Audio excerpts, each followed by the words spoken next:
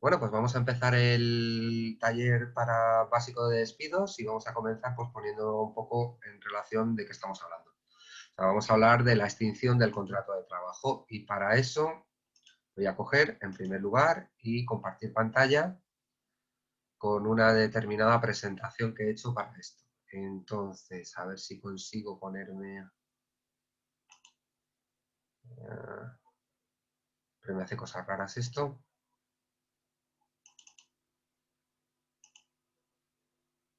Vale.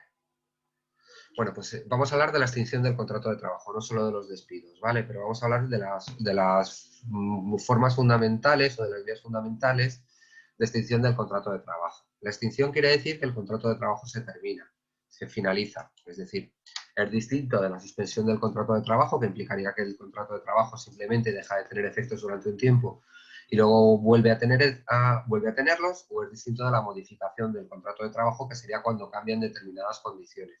Es lo que se viene llamando como flexibilidad interna, el cambiar las condiciones de trabajo, el cambiar las funciones, cambiar el lugar geográfico donde se desarrolla el trabajo, etcétera. Cuando hablamos de la extinción, estamos hablando de lo que los teóricos de la flexibilidad o los que fomentan la flexibilidad llaman la flexibilidad externa. Es decir, cómo hacer que la finalización del contrato de trabajo sea más fácil. Ellos mantienen que esto, a su vez, va a favorecer el hecho de que en un momento determinado los empresarios creen empleo. Ya podremos ver que eso es básicamente tanto una mentira, porque desde el punto de vista cuantitativo a lo largo de los años se ha visto que eso no es así, como desde el punto de vista de clase es esencialmente una forma de agresión de clase que lo único que intenta es mantener en debilidad, en una situación de debilidad y de servilismo a los trabajadores en el centro de trabajo. Entonces, cuando hablamos de la extinción del contrato de trabajo, hablamos básicamente de tres posibilidades. Puede ser por voluntad del trabajador, puede ser por voluntad del empresario o puede ser por otras causas. Cuando hablamos de extinción por voluntad del trabajador, hablamos de la división, el abandono, el incumplimiento grave del empresario y la extinción por ser víctima del trabajador o la trabajadora, en este caso, por ser víctima de violencia de género. Cuando hablamos de extinción por voluntad del empresario, hablamos de los despidos. Hay cuatro tipos básicos de despido. Despido disciplinario, despido por causas objetivas, despido colectivo, que será lo que vulgarmente se conoce con el nombre de un ERE, porque es necesario realizar un expediente de regulación de empleo para realizar un despido colectivo, y el despido por fuerza mayor. Luego hay otra serie de causas de extinción, como puede ser la muerte, la jubilación del empresario, la muerte, la jubilación del trabajador, etcétera. De estas nos detendremos o no nos detendremos básicamente en esos dos apartados, la extinción por voluntad del trabajador y la extinción por voluntad del empresario. Pues nos metemos en la extinción por voluntad del trabajador. Es el trabajador el que quiere dar por terminado el contrato. Y aquí tenemos varias oportunidades. Dijimos dimisión, abandono, incumplimiento grave del empresario y violencia de género. En primer lugar, la dimisión es básicamente que el trabajador avisa al empresario de que se va a finalizar el contrato de trabajo, que va a dejar el contrato de trabajo. En principio debe de realizarlo con un determinado plazo de preaviso. ¿Cuánto plazo de preaviso? Esto está en función del convenio colectivo de que estemos hablando. Será el convenio colectivo el que explicitará, el que indicará cuál es el plazo de preaviso que tú tienes que dar para no perder esos días. O sea, si tú no das ese preaviso, perderás el salario de los días que no hayas preavisado. Indica el convenio colectivo cuál es el plazo de preaviso, pero normalmente lo normal en la mayor parte de los convenios colectivos ronda en torno a los 15 días, por analogía con el preaviso que tiene que dar el empresario en el contrato de obra o servicio que dure más de un año. Cuando el empresario tiene que dar un preaviso de que se finaliza la obra con 15 días de antelación si el contrato de obra o servicio dura más de un año. Entonces, por analogía con eso, la mayor parte de los convenios establecen el plazo de preaviso en 15 días, pero podría ser distinto, eso habría que verlo en cada uno de los convenios. La dimisión es lo que se conoce normalmente con el nombre de baja voluntaria, y eso implica necesariamente que tú no tienes derecho a cobrar la prestación de desempleo. No quedas en situación legal de desempleo y no tienes derecho a cobrar la prestación de desempleo. Y esto puede ser muy importante para los trabajadores en muchos momentos. Y además es el típico, digamos, corruptela que les hacen los empresarios muchas veces, sobre todo a los trabajadores más jóvenes y en situaciones más precarias, que les dicen, tú no te preocupes porque para que no tengas un juicio no sé qué, fírmame aquí la baja voluntaria. Pues eso implica necesariamente que ese trabajador luego, posteriormente, aunque le den bajo cuerda en un sobre alguna cantidad, no va a tener luego el derecho a cobrar el desempleo y va a perder esa posibilidad. Luego tenemos el abandono. El abandono es cuando el trabajador dice, me bajo un momentito a comprar tabaco y ya no vuelve nunca más, ¿no? Es cuando no da ningún tipo de preaviso, desaparece y ni siquiera le ha indicado al Departamento de Recursos Humanos que no va a seguir trabajando. Entonces, en estas circunstancias, pues bueno, lo que tenemos es también una baja voluntaria, tampoco se tiene derecho al desempleo, y básicamente lo que nos encontramos pues, es un problema logístico para el Departamento de Recursos Humanos, que no sabe muy bien cuándo se ha acabado el contrato o si tiene que ejecutar un despido disciplinario por faltas injustificadas o se tiene que considerar que había una dimisión, ¿no? Luego tenemos el artículo 50 del Estatuto de los Trabajadores, que es el incumplimiento grave del empresario. Cuando se produce el incumplimiento grave del empresario, el contrato de trabajo es un contrato sinalagmático, es decir, hay obligaciones por las dos partes. Si una de las dos partes incumple, pues va a haber la posibilidad de extinguir el contrato de trabajo. Veremos que si el trabajador incumple, nos encontraremos ante un despido disciplinario. Pero si incumple el empresario, nos encontramos con la posibilidad de la resolución, es decir, de la finalización del contrato de trabajo, con derecho para el trabajador a una indemnización de 33 días de salario por año trabajado con un límite de 12 mensualidades, ¿vale? Entonces, hay que aclarar un par de cosas respecto a esto. En el artículo 50 del Estatuto de los Trabajadores vienen una serie de causas, pero pensad que son causas amplias, es decir, sobre todo la tercera es una causa que permite meter más cosas que las que vienen en el artículo en un momento determinado si se consideran un incumplimiento grave del empresario. Por otro lado, hay que tener en cuenta que para ejecutar esta finalización del contrato y que te den la indemnización, en primer lugar, hay que tener en cuenta que esto no lo haces tú, es decir, lo tienes que pedir al juzgado, tú tienes que demandar ante el juzgado para llevar a cabo esta actuación. Es decir, tú no puedes decir el empresario ha incumplido, por lo tanto yo doy por terminado el contrato y por lo tanto dejo de ir a trabajar y que me den la indemnización. Eso sería también un abandono, una dimisión, ¿vale? Sería considerado una baja voluntaria. Tú lo que tienes que hacer es instar ante el juzgado, plantear una demanda ante el juzgado pidiendo que el juzgado, digamos, que te dé permiso para realizar ese abandono del puesto de trabajo, esa extinción del contrato de trabajo y declare tu derecho a la indemnización. ¿Cuáles son las causas que explicita el artículo 50 del Estatuto de los Trabajadores como incumplimiento grave del empresario? Pues explicita básicamente tres tipos de causas. En primer lugar, la falta de pago o los retrasos continuados en el abono del salario pactado, es decir, que no te paguen.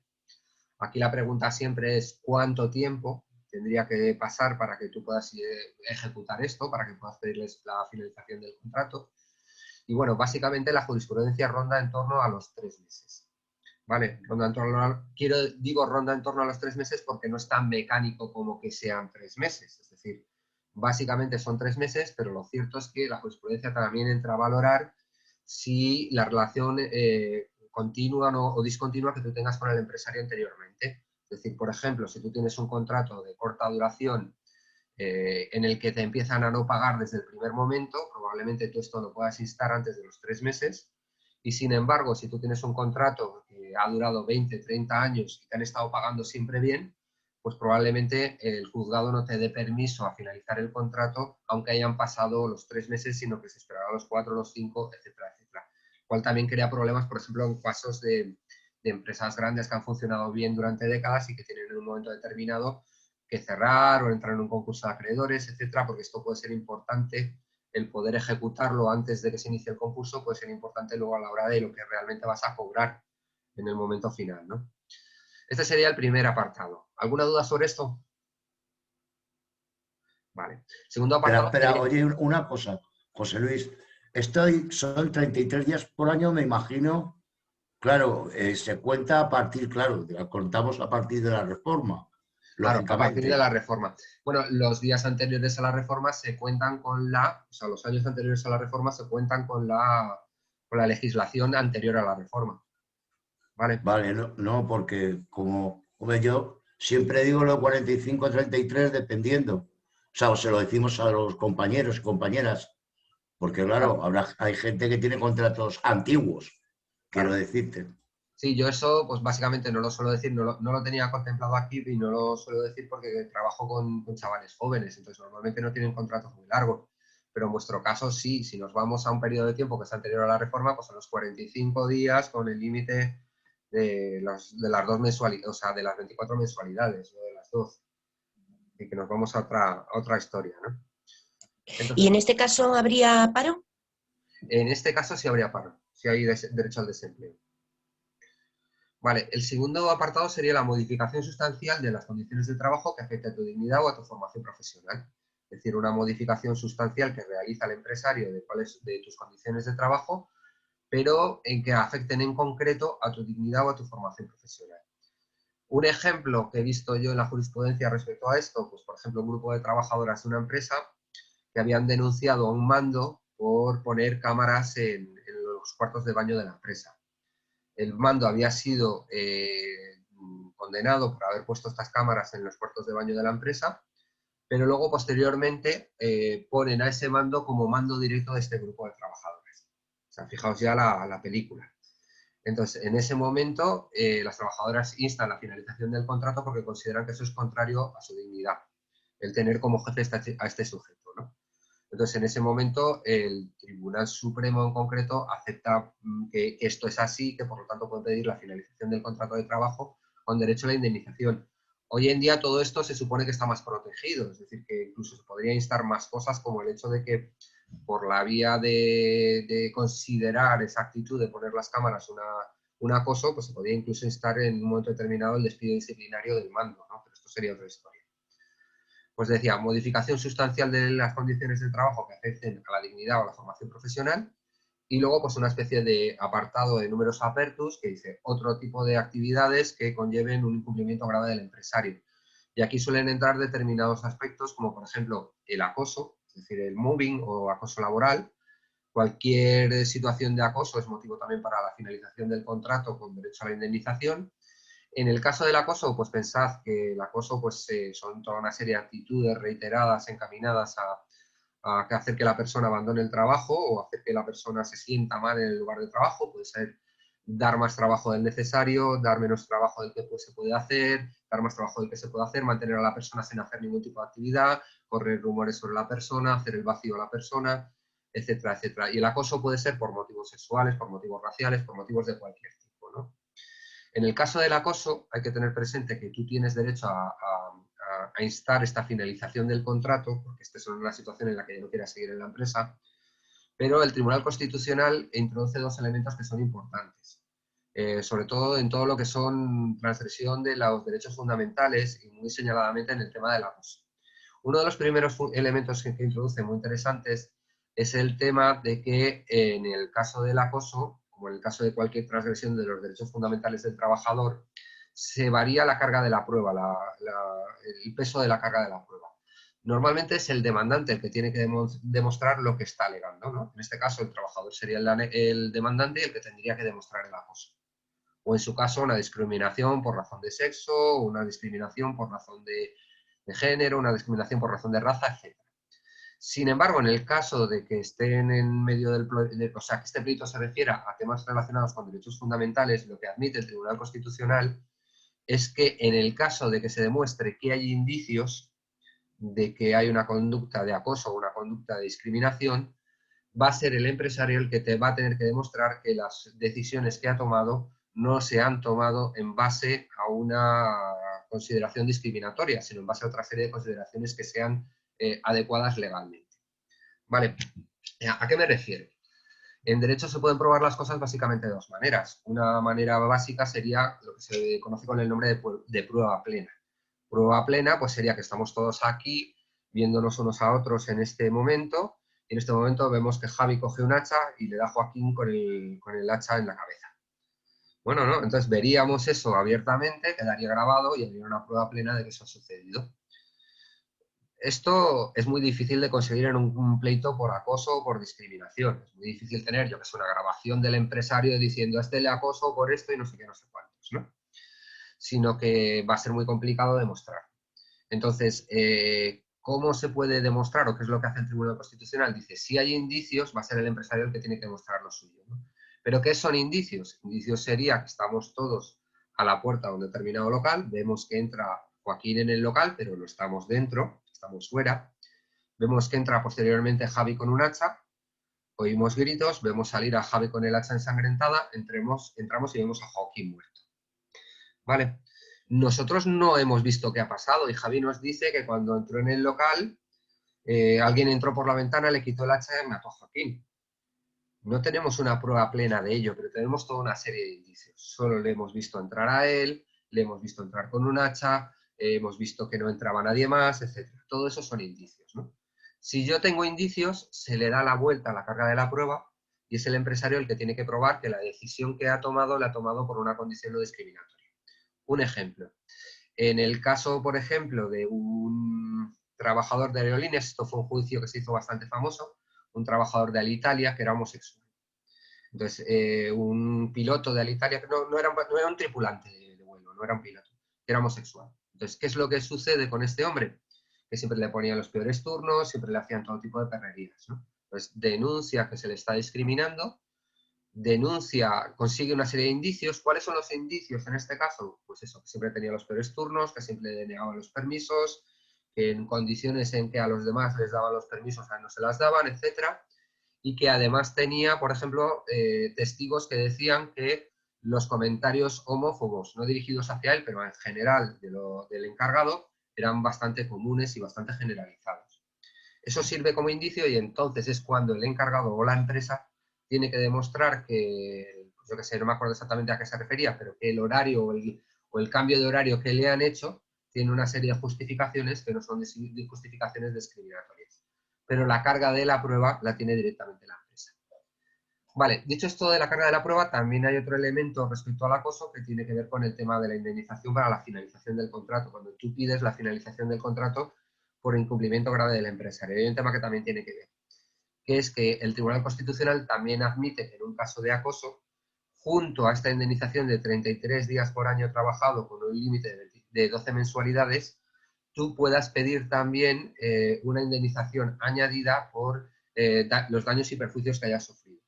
En un momento determinado, por los daños psicológicos, por los daños morales, por los daños físicos, etcétera, que puedas haber sufrido con ocasión del acoso. Vale, la podrás pedir en el mismo pleito y por lo tanto asociada a la extinción del contrato de trabajo. Vale, otro tema típico que entra aquí, por ejemplo, la no readmisión del trabajador cuando se está obligado a ello porque el despido ha sido declarado nulo, etcétera, etcétera. ¿Hasta aquí vamos bien? ¿Alguna duda? Sí, oye, valdría el caso cuando te dicen no readmisión, porque nos ha pasado alguna vez y ahí la verdad es que nos ha costado bastante que el trabajador, la trabajadora, el trabajador volviera. Es cuando alguien, por ejemplo, se va de excedencia, ¿vale? Se va durante un año, nuestro convenio y en ciertos casos que dice que si es un año o menos, tienen que reservarte el puesto de trabajo. Te dicen que no hay en tu campaña, ¿de acuerdo? En tu servicio. Te pueden mandar a otra, bien, el trabajador acepta que le manden a otra. Y aún así te dicen, no hay sitio. Te tienes que quedar en tu casita. Eso es lo que, la pregunta es esa, si esos casos están ahí incluidos. Pues habría que verlo. No lo sé exactamente. Lo que pasa es que en el tema de la excedencia me estás hablando de una condición mejorada del convenio, ¿no? Te he puesto, sí, claro, es una mejora del convenio. Te he puesto un caso, entiéndeme, no sé, es que es el primero que se me ha ocurrido. Sí, la no readmisión pues sería cuando el trabajador, pues, sabéis, cuando se declara el despido nulo, se obliga a la readmisión del Así. trabajador. Si el trabajador se produce una readmisión irregular, en primer lugar se le pone una especie de multa de indemnización que tiene que pagar al empresario de 15 días de salario por año trabajado. Y si no, luego lo que se hace es básicamente esto, se llega a una situación en que se permite la extinción del contrato de trabajo con la indemnización. En el caso de la excedencia que me estás comentando, hombre, ahí yo veo dos cosas. En primer lugar, si es una excedencia en una situación normal, o sea, según el Estatuto de los Trabajadores, la excedencia voluntaria no implica reserva del puesto de trabajo, sino preferencia para volver cuando haya un puesto de trabajo de la misma categoría o grupo profesional disponible. Es decir, ahí la empresa sí podrá decir, no hay grupo, no hay puesto de trabajo todavía. Vale. Si lo tenéis mejorado por convenio para que se implique la reserva del puesto de trabajo, eso habría que verlo en concreto. Vale, y en caso de que no existiera, o sea, es decir, preferencia, efectivamente, que es lo normal, que haya preferencia, pero no quiere decir obligatoriedad Claro. de reincorporarte a ese mismo puesto. Vamos a suponer, tienes preferencia. No puede ser, lógicamente, en donde tú estabas, pero puede ser tu misma categoría en otro lado, lógicamente también. Pero aún así te dicen que tampoco. Y ya nos ha pasado tener que buscar contratos de contrataciones posteriores a pedir el ingreso a esa persona, o el Claro. reingreso, mejor dicho. Y se ha ganado, pero claro, hemos perdido 1 año y medio. No, no os exagero, ¿eh? No os exagero, porque tuvimos que ir a juzgado y todo. Nosotros tuvimos un compañero que conseguimos que le pagaran la indemnización, o sea, un despido improcedente y, vamos, un despido. Y fue con una excedencia, nosotros no teníamos mejorado el convenio con respecto al estatuto. Y lo que pasa que me parece recordar que había como unos, es decir, él pidió una readmisión, no le contestaron, la volvió a pedir y ya hubo un momento, me parece que fue a los 3 meses o así, que la abogada consideró que ya podía denunciarlo y llegaron a un acuerdo antes de llegar o sea, en la sala anterior. Y sí que había como una especie de plazos en los que la empresa te tenía que dar una respuesta de si tenía o no tenía plaza para ti y que en caso de no tenerla te tenían que pagar la indemnización. ¿Tú sabes algo de eso, José Luis? Sí, hay un plazo, pero no te sé decir exactamente cuál. Es decir, el momento que tú vistas la vuelta te tiene que responder en un determinado plazo de tiempo, si tiene o no sitio. Y luego lo que podrás hacer, obviamente, es lo que dice Javi, ver las contrataciones que se han hecho y demostrar ante el juzgado que se ha contratado gente y no se te ha llamado a ti, ¿no? Es un poco lo que podrás hacer. Bueno, seguimos con la extinción del contrato de trabajo. José Luis, Vale. una pregunta. Sí. Entonces entiendo que quizás sea más recomendable cuando un trabajador o una trabajadora sufre discriminación o acoso, plantear este tipo de despido en vez de una denuncia directamente por acoso, porque claro, es muy difícil a veces demostrarlo. Si la carga de la prueba cae haciéndolo de esta manera en la empresa, lo mismo es más beneficioso hacerlo así, porque alguien que ha sido acosado o acosada normalmente no se quiere luego quedar en la empresa. Claro, esa es un poco la cuestión. En principio, esa doctrina respecto a la carga de la prueba se utiliza también aunque tú no te quieras quedar en la empresa. Es decir, esto lo he puesto como ejemplo de cómo funciona el tema, pero esto funciona tanto si instas la extinción por incumplimiento grave del empresario como si haces cualquier otro tipo de denuncia por discriminación. Vale, en principio, la vuelta a la carga de la prueba, el hecho de que si hay indicios son ellos los que tienen que probar, juega también así. Vale. La cosa ya es que efectivamente, por ejemplo, en el tema del acoso, pues es típico que incluso los psicólogos le digan, pues vete de ahí. Es un poco la historia. Bueno, pues la otra posibilidad de extinción por voluntad del trabajador es por violencia de género, porque se demuestre que eres víctima de violencia. Bueno, no se tiene que demostrar, simplemente tienes que tener que se haya abierto juicio respecto a esto, quiero recordar que haya un informe de la Fiscalía, que te lo dan inmediatamente antes de abrir juicio, o un informe de servicios sociales.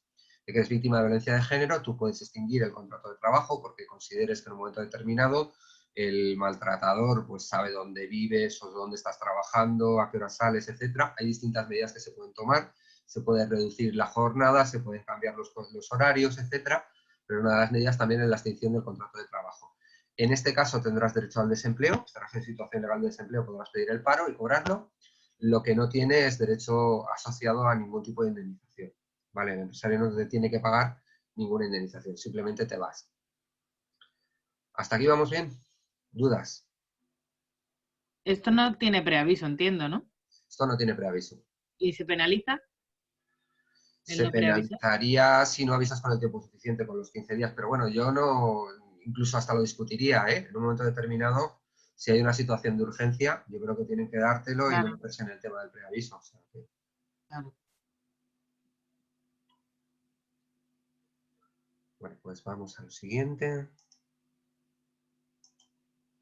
Bueno, pues entramos con la extinción por voluntad del empresario. Y ahí es lo que se conoce con el nombre de los despidos. Y hay distintos tipos de despidos, como decíamos, despido disciplinario, despido por causas objetivas, despido colectivo y despido por fuerza mayor. Vamos a empezar con el despido disciplinario. El despido disciplinario es el despido por un incumplimiento grave del trabajador. El trabajador incumple gravemente sus sus obligaciones y esto implica que en un momento determinado se le pueda despedir.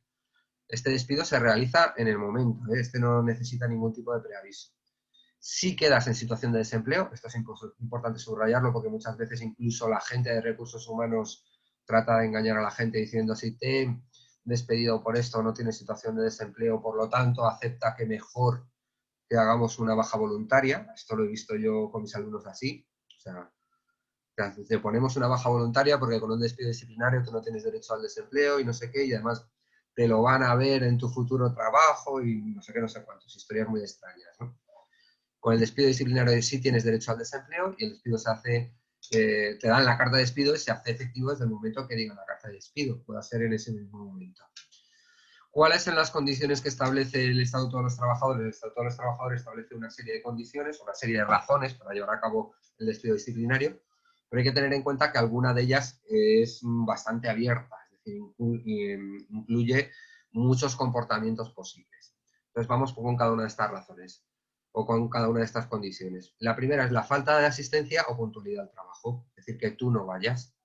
En este caso, recordar que en estos momentos la falta de asistencia o puntualidad para solventar o para sustentar un despido tiene que ser injustificada.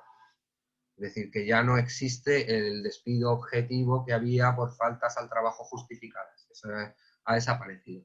Por lo tanto, tienen que ser faltas de asistencia o puntualidad injustificadas. ¿Con cuánto tiempo de faltas de asistencia? Pues esto lo determinará el convenio colectivo. Normalmente las faltas de asistencia suelen ser entre 2 o 3 o una cosa por el estilo y depende también del convenio colectivo y de la situación.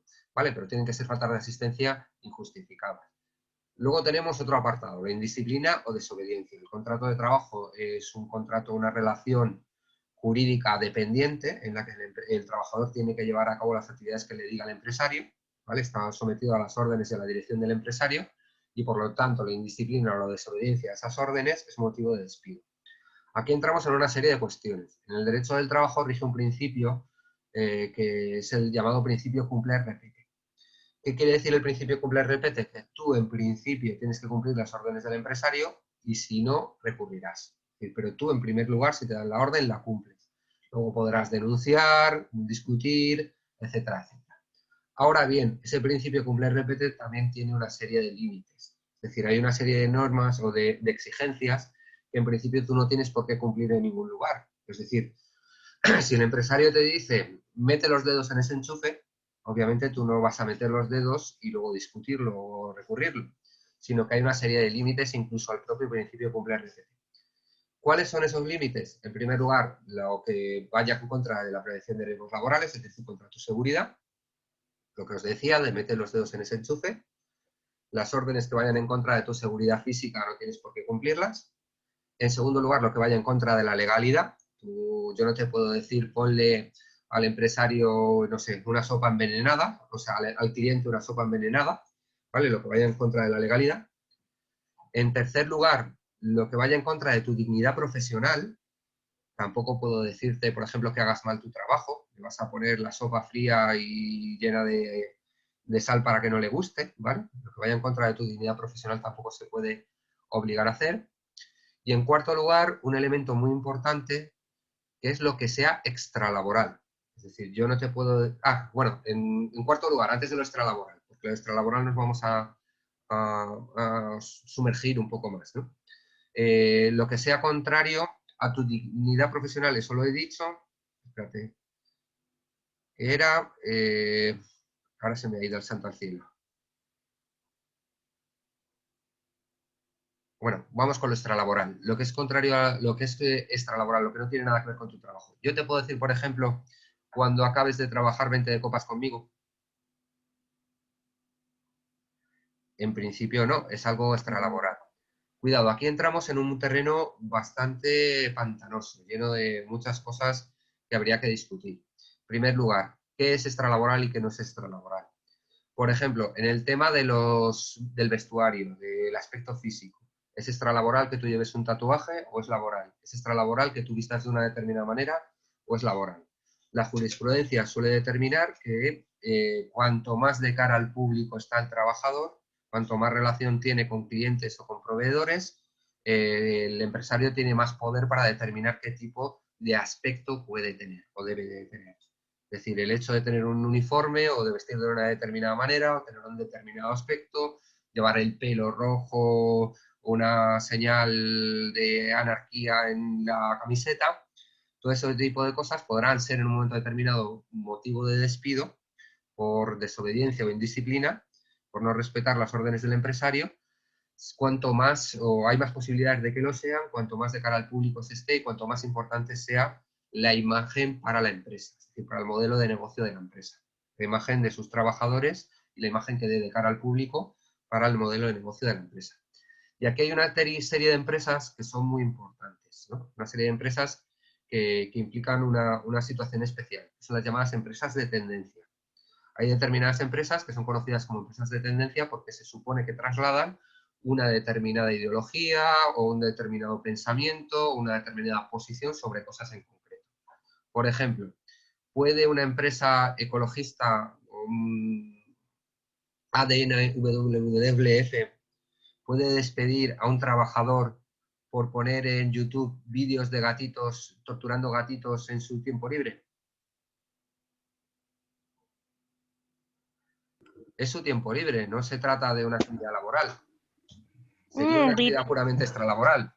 Hombre, pero la imagen que está dando va a ser un poco Exactamente. contraria. Claro, ahí Eso lo digo vamos. porque yo vi una sentencia en concreto sobre eso. Da una imagen contraria a lo que es WWF, por Claro. ejemplo.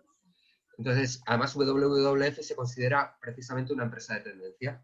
Conecta no es una empresa de tendencia, Conecta es una empresa en general, pero hay empresas específicas que se dedican a cosas específicas y que trasladan un determinado mensaje. En ese caso, la posibilidad de que el empresario entre dentro de las actividades o a valorar las actividades extralaborales de los trabajadores, digamos que aumenta. Y esto representa también una posibilidad de conflicto con otros derechos fundamentales que no son solo el derecho a la propia imagen o a la libre determinación de la personalidad, que es el derecho constitucional que está relacionado con la propia imagen. Porque otro ejemplo, por ejemplo, el profesora de un colegio religioso es despedida por haber abortado o por haberse divorciado. ¿Eso es posible? Yo creo que no. Pues nos encontramos con un terreno pantanoso. ¿Qué? Es un derecho que está reconocido en la Constitución, divorciarse o abortar.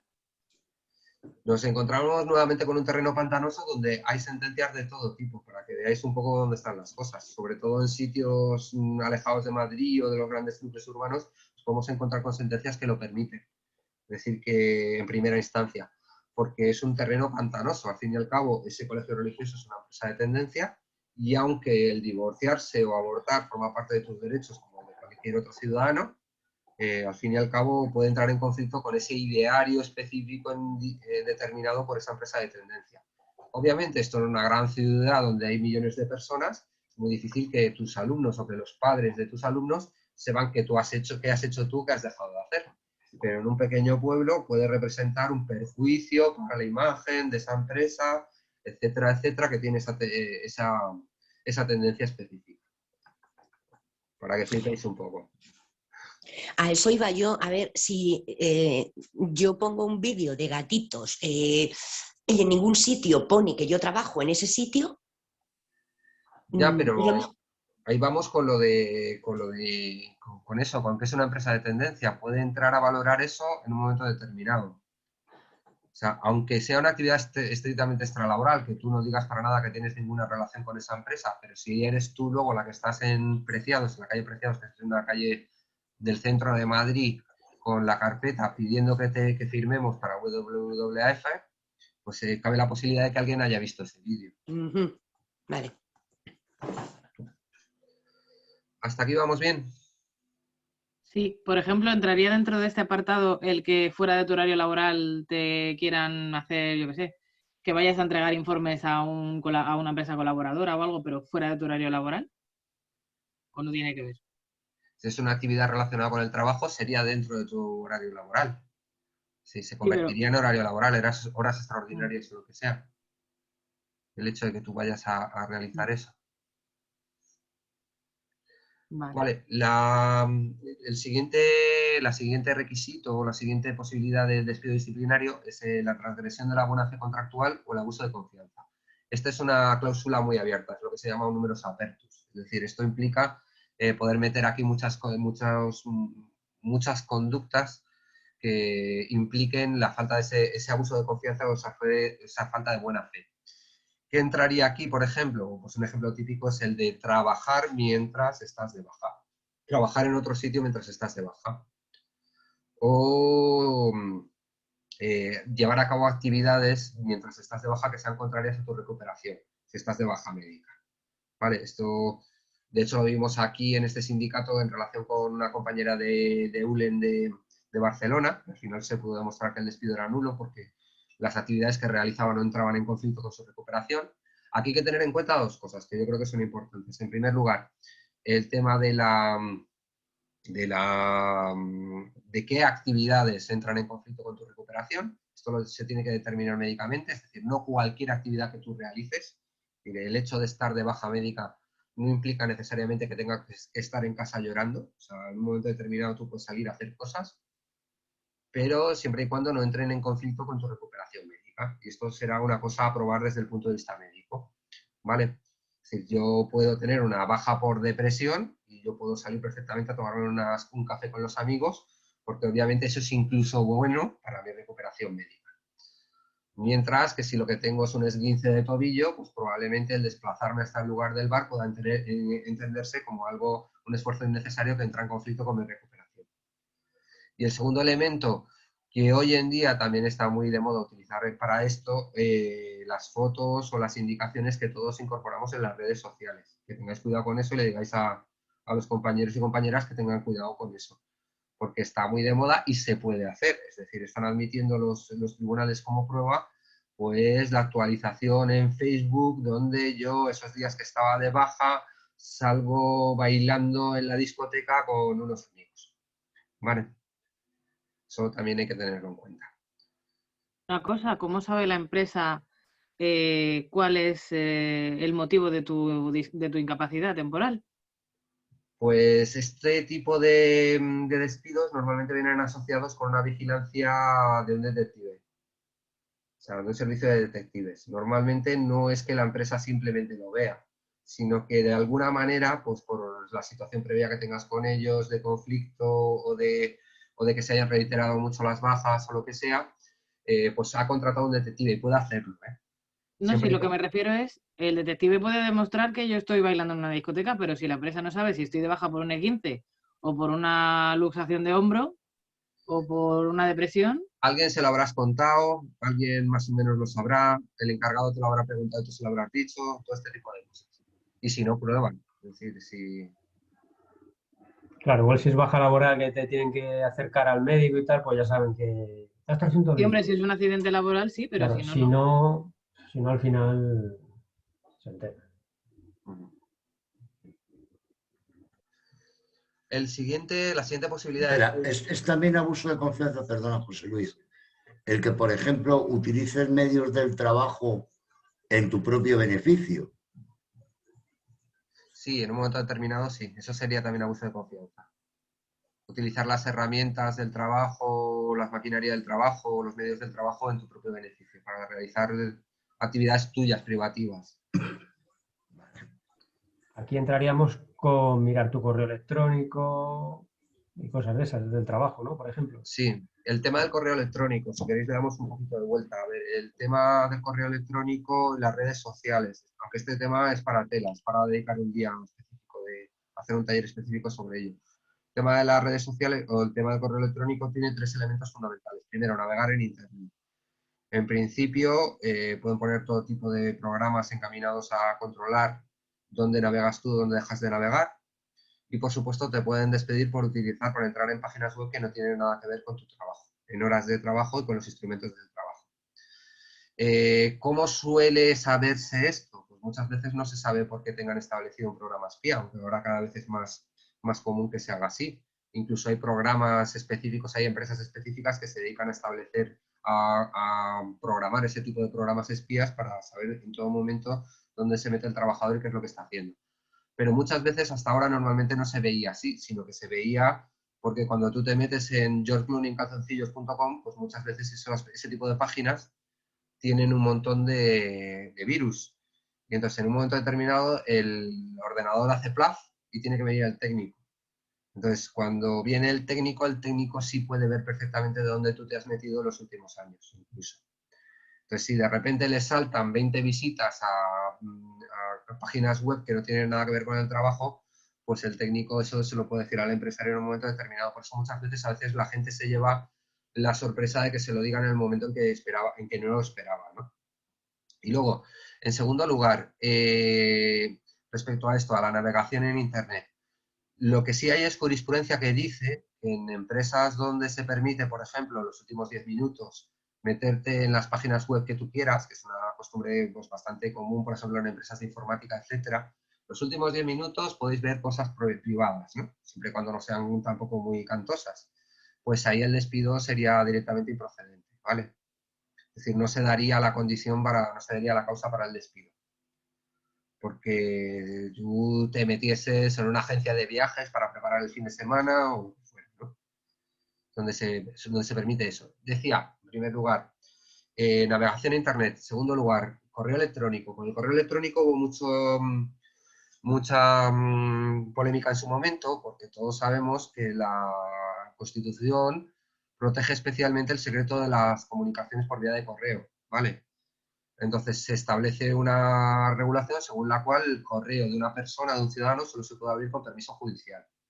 Pues bueno, se planteó desde el primer momento en que aparecieron los correos electrónicos, que los correos electrónicos tenían que tener esa misma seguridad, pero lo cierto es que no. Es decir, que el Tribunal Supremo ha metido y el Constitucional ha admitido que la empresa pueda ver los correos electrónicos. Y aquí también tenemos distintas posibilidades.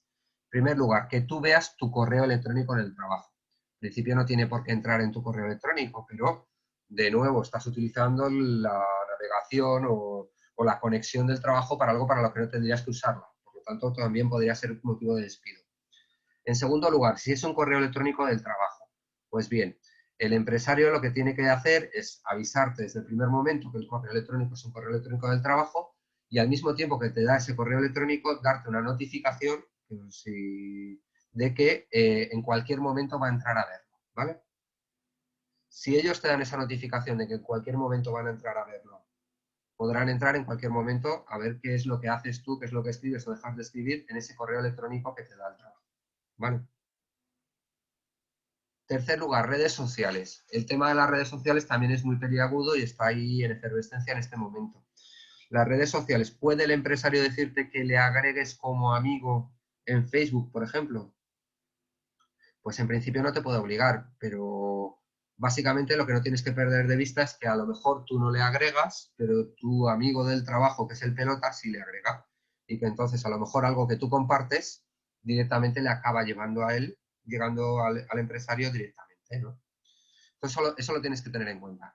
Y luego hay que tener en cuenta que las redes sociales se están utilizando muchísimo para los despidos como medio de prueba. Es decir, en un momento determinado, pues por ejemplo, para demostrar esto, pues decía antes, el hecho de estar realizando otras actividades mientras se supone que estabas de baja, o para demostrar que se realizan una serie de afirmaciones insultantes sobre el empresario, luego veremos un poco eso.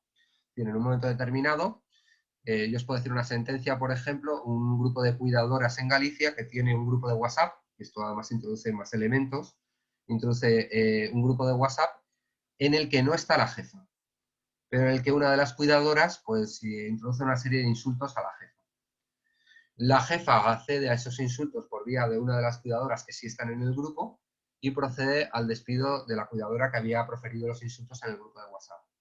¿Puede hacerlo? Pues el tribunal admite que lo realice.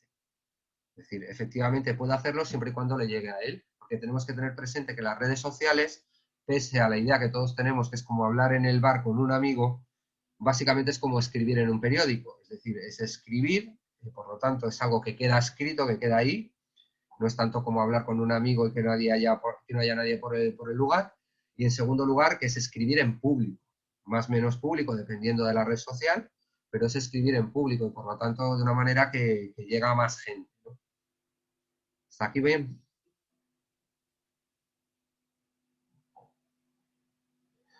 Vanessa, ¿vas a decir Sí, algo? todo bien, ¿no? No, qué bien, qué bien. Vale, el siguiente apartado de despido disciplinario es la disminución continuada y voluntaria del rendimiento de trabajo.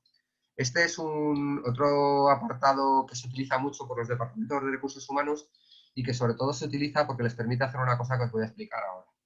Entonces, en principio, este apartado, ¿qué es lo que quiere decir? Que tú disminuyes de manera continuada, es decir, no puede ser un día simplemente, tiene que ser de una manera continuada, tiene que ser varios días, 15 días, un mes, lo que sea, tiene que ser continuado, y voluntaria, quiere decir que no tiene que ser por un motivo involuntario, porque estás enfermo, porque no hay materiales para trabajar, etcétera, etcétera, sino que tiene que ser voluntaria el rendimiento de trabajo. Vale, ¿cuál es el truco aquí? Vamos a ver, en una fábrica de Peugeot esto es muy difícil, esto es muy fácil de demostrar para el empresario. Es decir, si tengo una medición hecha durante años de cuántos tornillos aprieta un trabajador a la hora en un día normal de trabajo y este trabajador ha realizado, en vez de 30 tornillos, ha realizado 10 tornillos durante 15 días, es evidente que hay una disminución continuada y voluntaria del rendimiento. Pero, ¿qué pasa con la trabajadora que trabaja, por ejemplo, de dependienta en una tienda? Sí. ¿Voluntaria? ¿Por qué?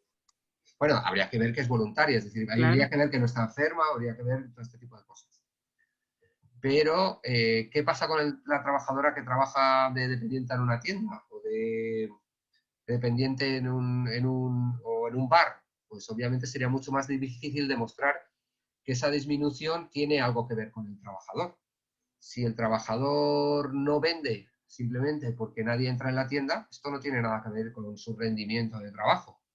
Y si el trabajador no vende porque escupe a todo el que entra por la puerta de la tienda, no hay una disminución del rendimiento, sino que hay un abuso de confianza, ¿vale? Una transgresión de la buena fe contractual por el comportamiento que tú tienes con el... me he saltado uno, que son las ofensas verbales o físicas, luego paso a ello.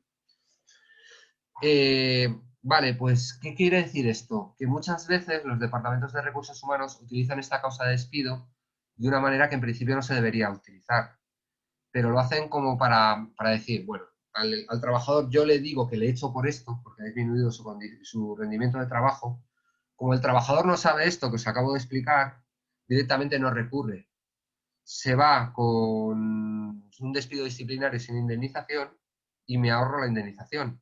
Si de 10 solo recurren 8 y en ese caso consiguen un despido improcedente y no un despido nulo, porque luego veremos la diferencia entre despido improcedente y nulo, si consiguen un despido improcedente, 8, pues me ha ahorrado las indemnizaciones de 2.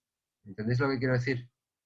Es una manera fácil para el Departamento de Recursos Humanos en un momento determinado para intentar, pues digamos, evitar pagar el despido improcedente a determinados trabajadores, porque muchas veces la gente tiene como mala conciencia. ¿Será verdad que he disminuido mi trabajo? ¿Será verdad que efectivamente puedo hacer esto el empresario? Etcétera, etcétera. ¿Y cómo demuestro yo que no he disminuido mi rendimiento? Todo este tipo de cosas, ¿no? Lo llaman economizar. ¿Qué? Que lo llaman economizar. Claro. Una cosa, no, en este caso, por ejemplo, si se recurre a los juzgados para demostrar que no has disminuido pues eso, el ritmo de trabajo y tal, tienes tú que demostrar que no lo has disminuido, es la empresa, ¿no? La que tiene que demostrar que efectivamente de manera continuada y voluntaria has bajado el rendimiento. Los procedimientos de despido, además, se le da la vuelta incluso al orden de actuación en el procedimiento. Habla primero el empresario y habla después el despedido, aunque sea el demandante el despedido, vamos. Me he saltado antes lo de las ofensas verbales o físicas. Son ofensas verbales o físicas al trabajador, a cualquier compañero de la empresa, a cualquier persona que entre dentro de la empresa, clientes, proveedores, etcétera, y a sus familiares. ¿Y a qué me refiero en esto? En primer lugar, las ofensas verbales o físicas. Hay que tener en cuenta que las ofensas verbales pueden ser injurias o calumnias, normalmente. Sabéis que en derecho injurias se consideran a los insultos y calumnias es acusar a alguien de que ha cometido un delito falsamente sin poder demostrarlo.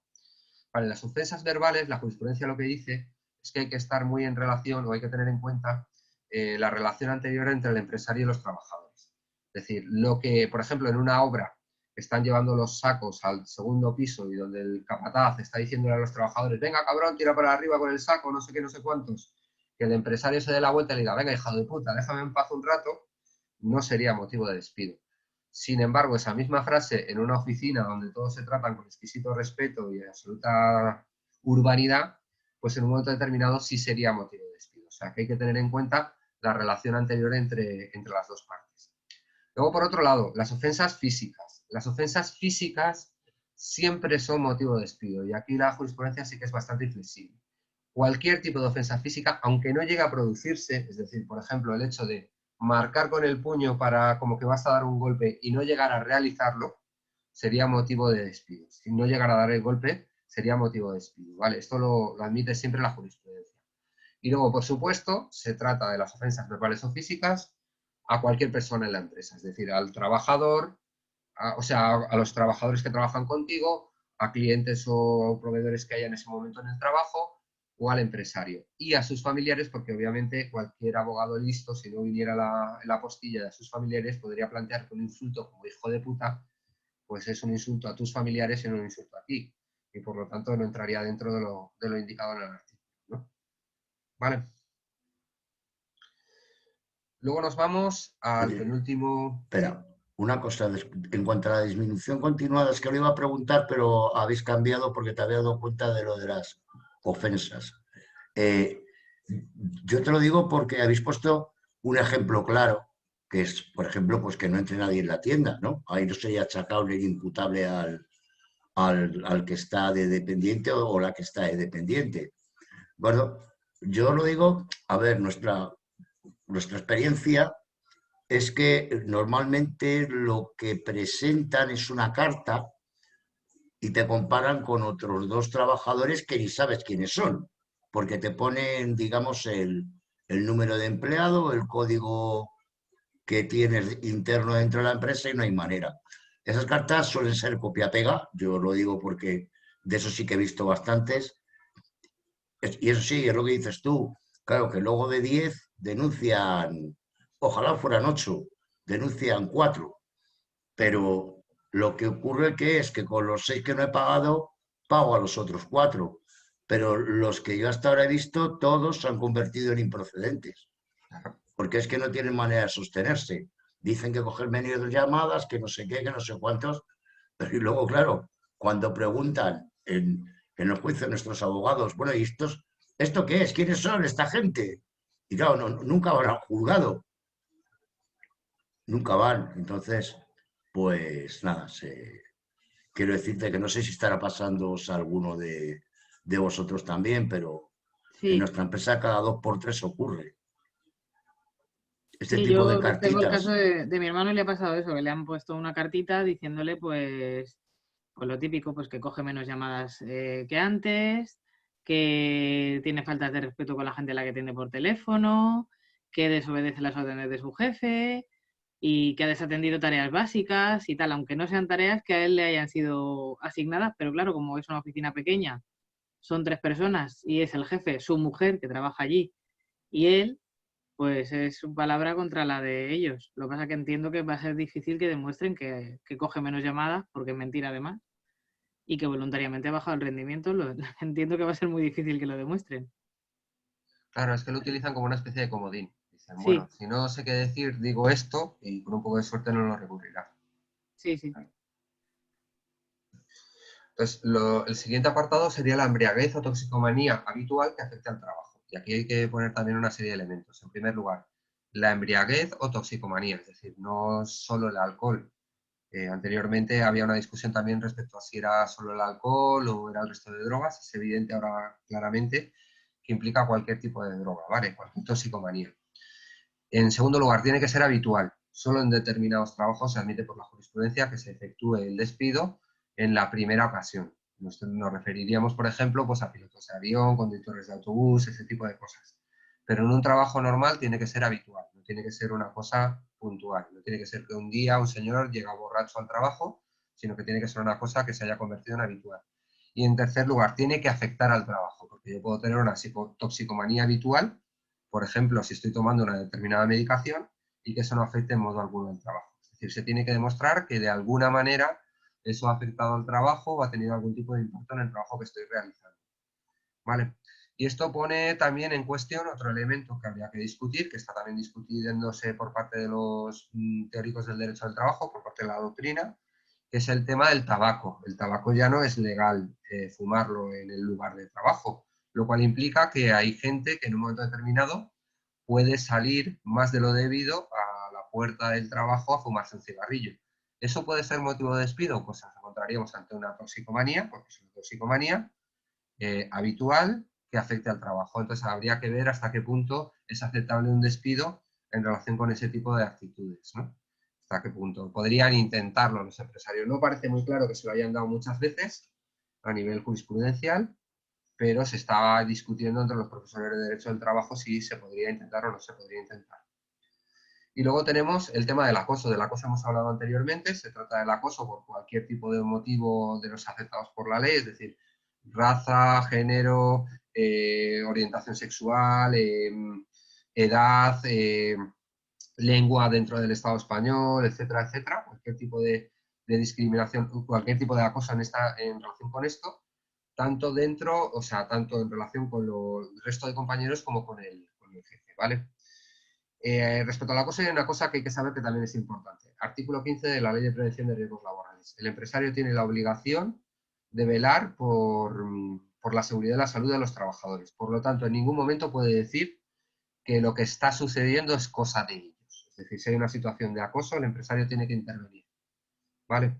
No puede decir que es una cosa de los trabajadores, que ellos se tratan así, yo no me meto en estas cosas, etcétera, etcétera. Él tiene la obligación específica de velar por eso. Y tu jefe inmediato, aunque no sea el empresario, por supuesto, también tiene la obligación específica de intervenir y de velar para tratar de evitar las situaciones de acoso, aunque no sea él el que las esté poniendo en marcha, ¿vale? Si queréis, un día hacemos un taller de acoso con Kiti, que yo creo que hace talleres sobre eso específicos. ¿Qué más decir del despido disciplinario? Es necesaria una carta de despido. La carta de despido tiene que indicar claramente cuál es la razón del despido y tiene que indicar claramente también, tiene que expresar en qué circunstancias se ha producido. Es decir, lo que dice la jurisprudencia es que para que el despido no se convierta en improcedente, la carta de despido tiene que explicar adecuadamente la razón del despido, la causa del despido, de tal manera que el trabajador se pueda defender. Es decir, no puede quedar dudas ni puede estar en el aire exactamente qué es lo que ha pasado o por qué se ha despedido al trabajador o la trabajadora. ¿Paso adelante o...? Vale, pues... porque vamos despacito, retrasadillos. Bueno, ¿cómo reclamar ante el despido? Muy rapidito, porque esto yo creo que lo tenéis bastante controlado todos y todas los que estáis aquí. Entonces, en primer lugar, los trámites que hay que poner en marcha. Primero, llamar al sindicato, ir a ver a Paco, a Monty o a Virgilio, decirlo también en el grupo de WhatsApp para que todos lo sepamos y podemos meter baza y así crear más confusión. Y en todo caso, pues cuando vayas a hablar con el abogado, pues llévate el convenio, la carta de despido y el convenio. Serían los documentos básicos que tienes que llevar, porque normalmente el abogado no está obligado tampoco a saberse todos los convenios ni a tener todos los convenios en ese momento en su despacho, etcétera. Sería interesante que fueras con él. Tienes que interponer una demanda ante el juzgado de lo social en 20 días hábiles, ¿vale? Pero durante ese periodo de 20 días hábiles, eso se lo tenéis que remarcar mucho a la gente para que no deje pasar no deje pasar demasiados días y no se ponga la demanda de despido en el último momento. No vayan a ver a Paco cuando quedan 3 días para poner la reclamación por despido, etc. Entonces hay que poner la demanda de despido en 20 días hábiles, pero durante esos días hábiles hay que hacer un trámite concreto, que es presentar una papeleta de conciliación ante el Servicio de Mediación, Arbitraje y Conciliación, que en Madrid está en la Plaza de los Cubos, ¿vale? Es el Instituto de Mediación, Arbitraje y Conciliación, creo que se llama ahora, que está en la Plaza de los Cubos. Eso lo tienes que hacer durante esos 20 días. Tú pones tu papeleta de conciliación en la Plaza de los Cubos y se supone que allí en la Plaza de los Cubos te citan para 1 o 2 días después, luego hablamos que cómo están haciendo eso ahora mismo, creo, te citan para 1 o 2 días después para realizar el acto de conciliación. En el acto de conciliación se cita al trabajador, se cita al empresario, o el representante del empresario, se realiza delante de un señor que es el letrado conciliador, que anima a las dos partes a llegar a un acuerdo. Si se llega a un acuerdo, ese acuerdo tiene eficacia ejecutiva como si fuera una sentencia judicial. Es decir, luego lo podrás llevar a un juzgado para que lo haga cumplir como si ese mismo juzgado hubiera dictado la sentencia. Si no se llega a un acuerdo, vuelven a correr los días para poder presentar la demanda ante el juzgado.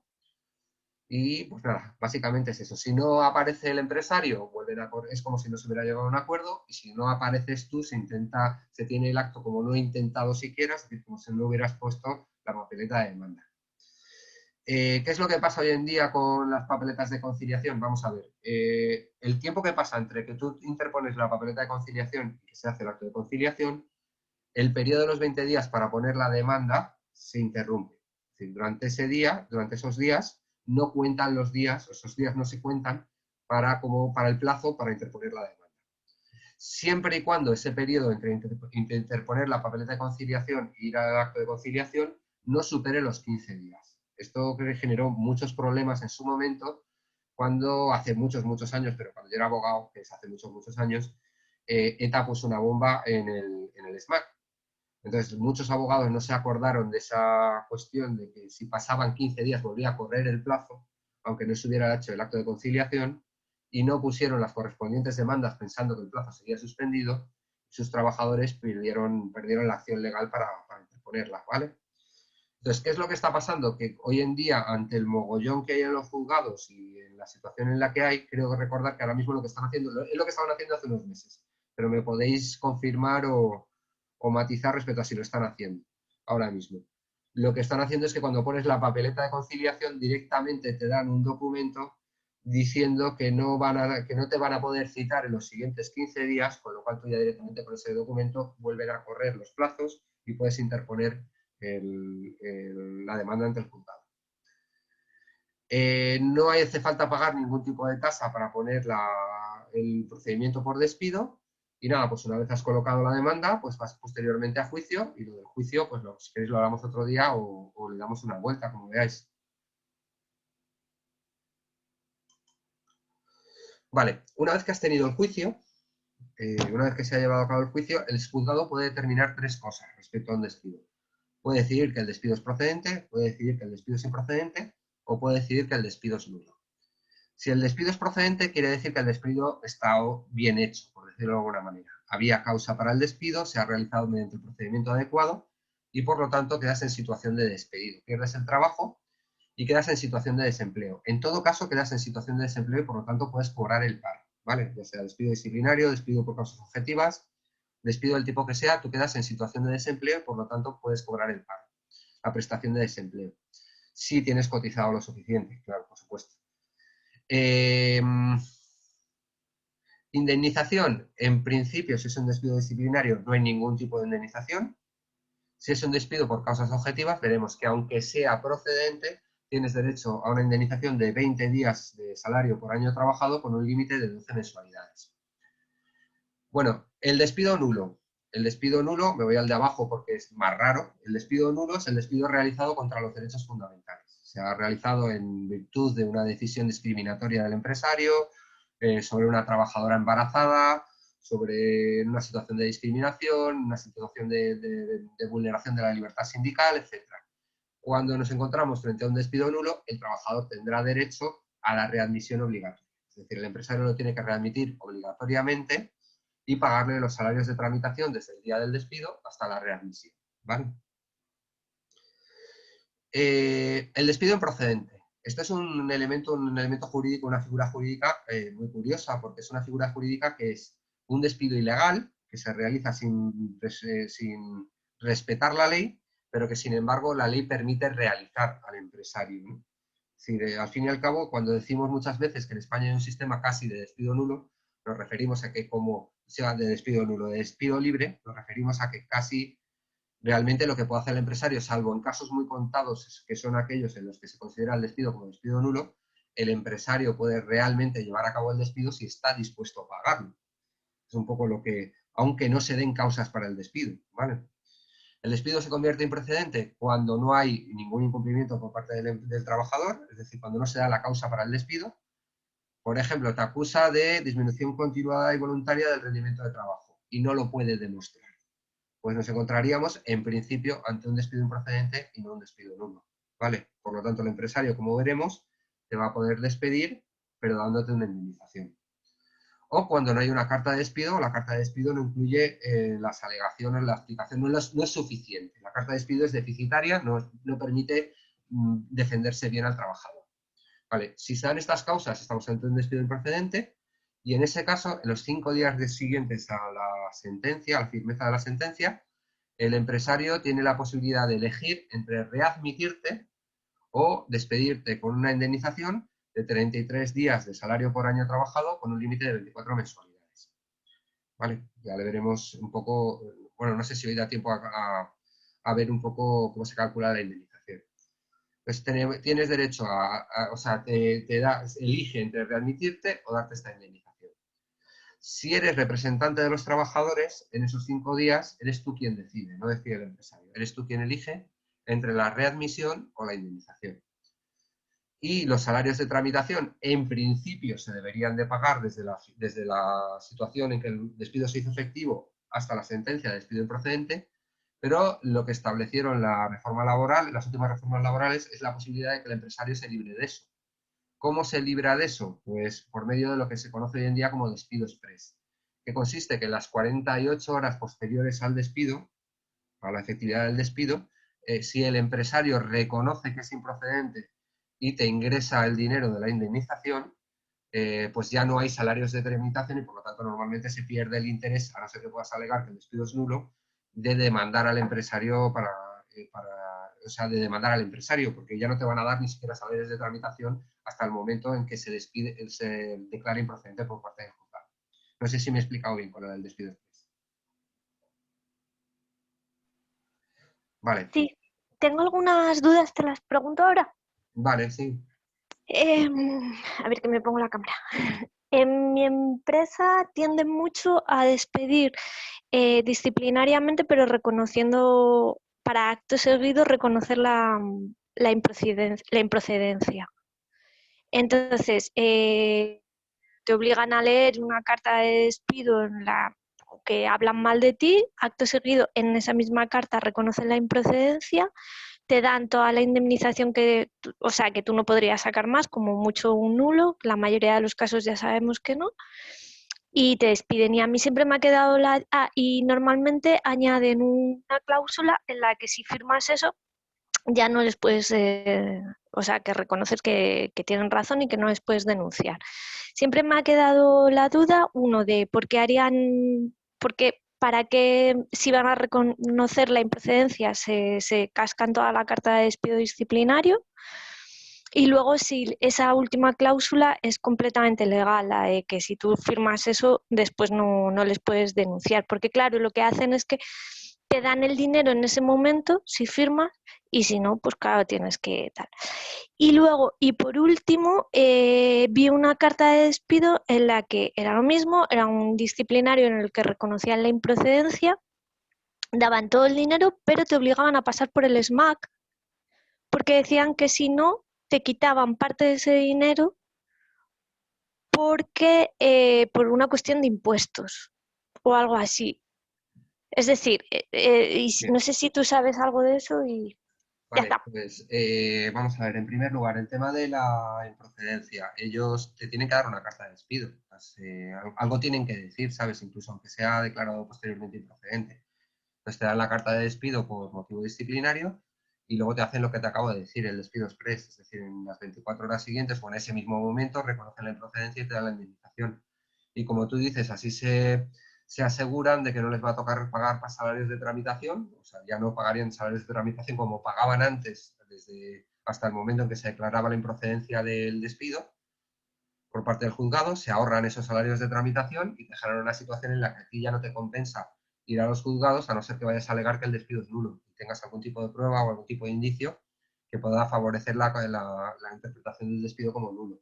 Es decir, es un poco lo que te estaba diciendo. Respecto a la cláusula, yo entiendo que esa cláusula lo que hacen es utilizarla como finiquito. Luego hablamos del finiquito un poquito, ¿vale? Es decir, en el finiquito se introduce siempre esa cláusula de dándose por saldado de finiquitado el trabajador y por lo tanto por terminada la relación laboral sin que nadie pueda exigirle nada más a la otra parte y por lo tanto a partir de ese momento en principio tú ya no puedes denunciar nada, es lo que se entiende, ¿no? Bueno, eso sería discutible, hay alguna serie de limitaciones y sobre todo hay otro elemento que es que tú siempre puedes firmar eso como no conforme. Es un poco lo que veremos ahora cuando hablemos del finiquito. Es decir, que el tema ese, cuando hablamos del finiquito lo aclaramos un poco más. Respecto a la improcedencia para pasar por el SMAC para ver el dinero, porque por el tema del IRPF, vamos a ver, las indemnizaciones por despido en principio están exentas de IRPF hasta la cuantía legal. yo creo que van por ahí los tiros. Es decir, cualquier cuantía que supere la cuantía establecida legalmente tendría que tener IRPF por la cantidad que supere la cuantía legal. ¿Entendéis lo que quiero decir? Tendría que hacerse la retención de IRPF y por lo tanto pues figuraría luego para Hacienda, etcétera, etcétera, ¿no? Entonces yo supongo que lo hacen en esa vía, en un momento determinado, para que se reconozca por vía del SMAC en un momento determinado, hay algún tipo de reconocimiento legal de que esa indemnización está ahí y que por lo tanto, pues no sé exactamente cómo lo cuadran o cuál es exactamente la jugada, pero va por ahí. ¿Vale? Vale, gracias. Vale, pues vamos al siguiente tipo de despido, que es el despido por causas objetivas. El despido por causas objetivas es un despido que se realiza no por un incumplimiento grave del empresario ni por incumplimiento grave del trabajador, sino por una serie de causas que se consideran que no son culpa de ninguna de las dos partes, pero que implican la posibilidad de realizar el despido. ¿Vale? Este es el despido que se llama despido objetivo o despido por causas objetivas. Hay una serie de causas que establece el Estatuto de los Trabajadores. La primera es la ineptitud del trabajador sobrevenida. ¿Qué quiere decir eso? El trabajador pierde la capacidad para seguir trabajando. El ejemplo típico sería, por ejemplo, un conductor de autobús que pierde el permiso de conducir en un momento determinado. Hay que tener en cuenta que, o un trabajador que está en una situación de incapacidad, por lo tanto pierde la capacidad para trabajar. Podrá pedir una incapacidad permanente o parcial o absoluta al sistema de seguridad social, pero ya podrá ser despedido directamente o se terminará su relación laboral con la empresa.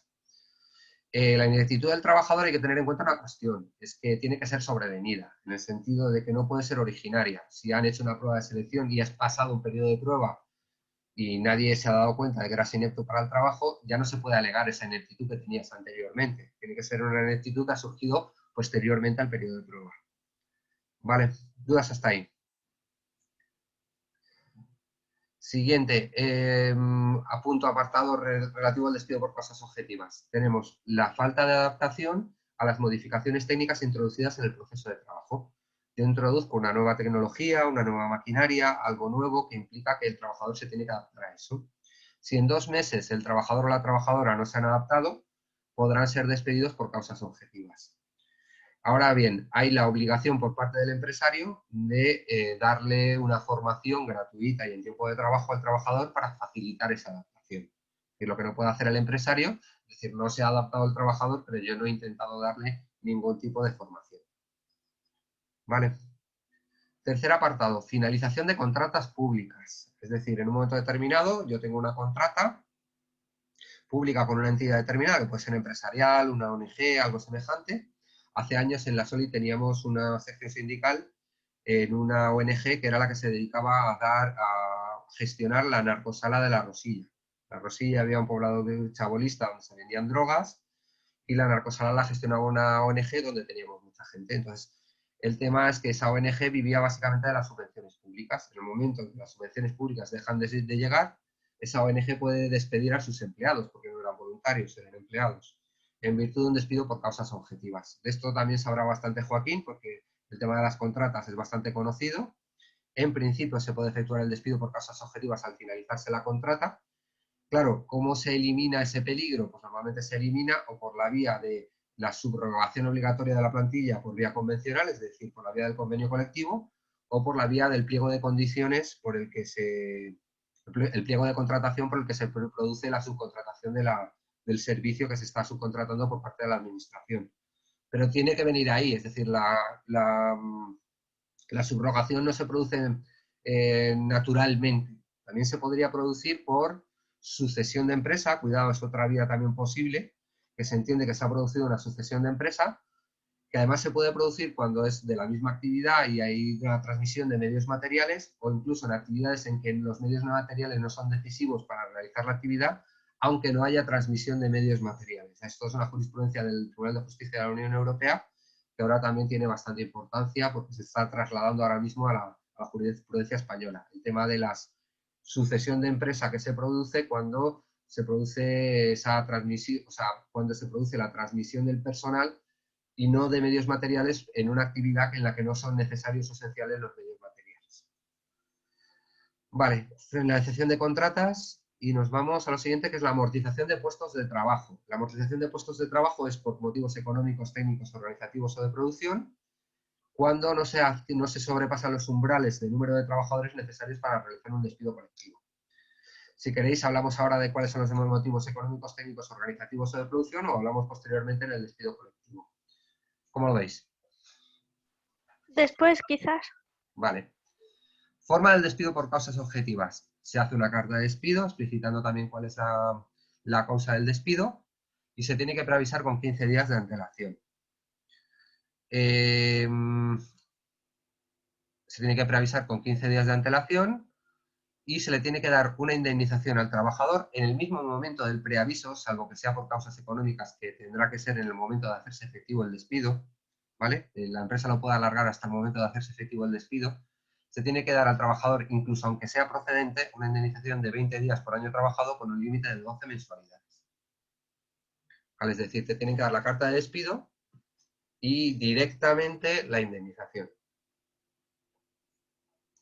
¿Dudas sobre esto? Lo único, que ya llego un poco tarde, en lo de la ineptitud del trabajador, que has planteado la cuestión de, por ejemplo, que me reconozcan una incapacidad total permanente para la realización de mi trabajo, la empresa no tiene obligación de reubicarme en otro puesto si puede, o cosas así, para facilitarme que yo Sí. siga trabajando. Hombre, lo que pasa es que si es una incapacidad permanente, una IPT sería... a ver, la incapacidad puede ser una incapacidad permanente parcial, que es te permite continuar con el trabajo con una disminución de capacidad de más del 33%, que implica, a nivel de seguridad social, implica un pago, un único pago, una indemnización, ¿vale? En el caso de la incapacidad permanente total, para la profesión habitual, implica ya una prestación, una pensión de la seguridad social, pero es compatible con determinados trabajos, sería compatible con otros trabajos. Antes de darte esa incapacidad te tendrían que adaptar el puesto de trabajo o cambiarte de puesto de trabajo dentro de la empresa si es posible que hagas otro. Eso está claro. Además es uno de los principios de prevención de riesgos laborales. Vale. Y luego tendrías la incapacidad permanente absoluta, que es absoluta para todo trabajo. En ese caso ya no podrías seguir trabajando en ningún puesto de trabajo. Vale. Vale, pues el despido colectivo. De esto sabe ahora mucho Javi, creo. El despido colectivo... Bueno, a ver, José Luis, lo digo con ironía y diciendo que ha sido una suerte, porque se convirtió en ERTE. Pero sí, vamos camino de eso. Vale, el despido colectivo es lo que vulgarmente conocemos con el nombre de un ERE. Ahora hablamos de eso, ¿no? Entonces, las causas pueden ser económicas, técnicas, organizativas o de producción. Vamos a ver un poquito qué es cada una. Las causas económicas y el impacto de la reforma laboral, que yo creo que es importante saberlo también en relación con el ERE, que es muy grande, ¿no? Es muy importante. Las causas económicas anteriormente a la reforma laboral implicaban que hubiera pérdidas y que además los despidos que se efectuaran llevaran o contribuyeran de alguna manera que se pudiera medir a la mejora de la situación económica de la empresa. Ahora que después de la reforma laboral, ¿cuáles son las causas económicas? En primer lugar, que haya pérdidas actuales o previstas, es decir, no tiene por qué haber pérdidas en este momento, pueden ser pérdidas previstas, que es decir, con un gabinete, con un consultorio económico te haga una proyección de los resultados para el año siguiente o para el trimestre siguiente y te diga que efectivamente puede haber pérdidas el año siguiente. Decía, pérdidas actuales o previstas y, en segundo lugar, disminución persistente de ingresos o ventas.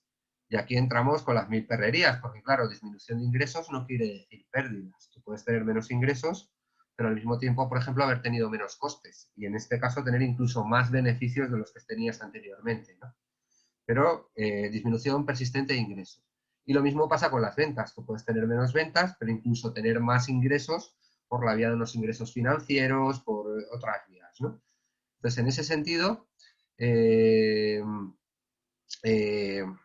todo esto pues facilita mucho la realización de los despidos. Y hay un último detalle que lo facilita aún más, porque decíamos disminución persistente de ingresos y ventas, que viene explicitado en la norma como disminución que dure por lo menos 3 trimestres. ¿Por qué 3 trimestres? Pues echa de nuevo la ley, echa la perrería a los trabajadores, porque con 4 trimestres, es decir, cada año, muchas, sobre todo grandes empresas, tienen que realizar una auditoría de sus cuentas. Tiene que venir una consultoría externa, realizar una auditoría de las cuentas y decir si esas cuentas están bien realizadas o no. Sin embargo, en 3 trimestres, pues no necesariamente. Por lo tanto, es posible que ellos digan que hay una disminución persistente de ventas o de ingresos sin que se haya hecho una auditoría independiente de las cuentas y cuando se está trabajando únicamente con las cuentas de la empresa, lo cual dificultará luego el recurrir el despido. Vale, el despido, estas serían las causas económicas, técnicas, organizativas o de producción, que se pueden utilizar para realizar un despido, una amortización del puesto de trabajo por vía de un despido por causas objetivas, como hemos visto anteriormente, de un trabajador o de varios trabajadores, serían distintos despidos individuales por causas objetivas, o que se pueden utilizar para realizar un despido colectivo. ¿Cuándo estoy obligado a realizar un despido colectivo? Cuando sobrepaso un determinado número de trabajadores. ¿Qué número de trabajadores? Pues cuando son todos los trabajadores, cuando la empresa tiene más de 5 trabajadores, si son menos de 5 trabajadores, pues tendría 4 despidos por causas objetivas, por ejemplo, en vez de un despido colectivo. Si son ya 6 trabajadores, tengo un despido colectivo. O cuando en un periodo de 90 días despido a 10 trabajadores en una empresa de menos de 100 trabajadores o en un centro de trabajo de menos de 20 trabajadores, al 10% de los trabajadores en una empresa entre 100 y 300 trabajadores o a 30 trabajadores en una empresa de más de 300 trabajadores. En ese caso, si en 90 días, en un periodo de 90 días, hago todos esos despidos por causas objetivas, tendré que realizar un expediente de regulación de empleo y tendré que seguir los procedimientos de un expediente de regulación de empleo, de un despido colectivo, ¿vale? Respecto al periodo de 90 días, también ha habido mucha polémica en relación con la jurisprudencia europea, porque había gente empeñada en decir que el periodo de 90 días se tenía que cumplir hacia adelante o hacia atrás, o solo hacia adelante o solo hacia atrás, con respecto al día del despido del propio trabajador que lo quería recurrir. Sin embargo, la jurisprudencia europea lo que deja claro es que esos 90 días se cuentan como uno quiera, siempre que coja el periodo de 90 días y siempre que coja el despido que quiero recurrir dentro de ese periodo de 90 días. No sé si entendéis lo que quiero decir. El que puedo contar tanto hacia adelante como hacia atrás, como en las dos direcciones, siempre que sea un periodo de 90 días ininterrumpidos y que el despido del que esté yo hablando esté dentro de ese periodo. Vale, al realizar este despido, la indemnización legal, aunque luego hablaremos si esto se puede mejorar, la indemnización legal es como en un despido por causas objetivas, por el despido procedente, es decir, sin que se declare improcedencia ni nada, es de 20 días por año trabajado, de salario por año trabajado, con un límite de 12 mensualidades. Y tengo que realizar un expediente de regulación de empleo. El expediente de regulación de empleo es un expediente que tiene que realizar el empresario, donde se introducen una serie de documentos. Los principales documentos del expediente de regulación de empleo son, en primer lugar, un documento donde yo explicito y demuestro la causa económica, técnica, organizativa o de producción que fundamenta ese despido colectivo. Tendré que meter ahí, si es un despido económico, tendré que meter el balance, las cuentas anuales, todo lo que sea necesario para demostrar que efectivamente hay pérdidas o hay una disminución de ventas, etc. En segundo lugar, la lista de los trabajadores que vienen incluidos en ese expediente, es decir, si no son todos. Si voy a despedir a la mitad de la plantilla, tendré que meter la lista o los criterios que voy a utilizar para determinar esa lista. Y ahí entramos también en otro tema nebuloso y pantanoso, porque obviamente en los criterios yo puedo utilizar muchísimos criterios, pero esos criterios no pueden ser discriminatorios. Yo no puedo decir voy a expulsar a todas las mujeres o voy a despedir a todos los que sean del sindicato patronal, ¿vale?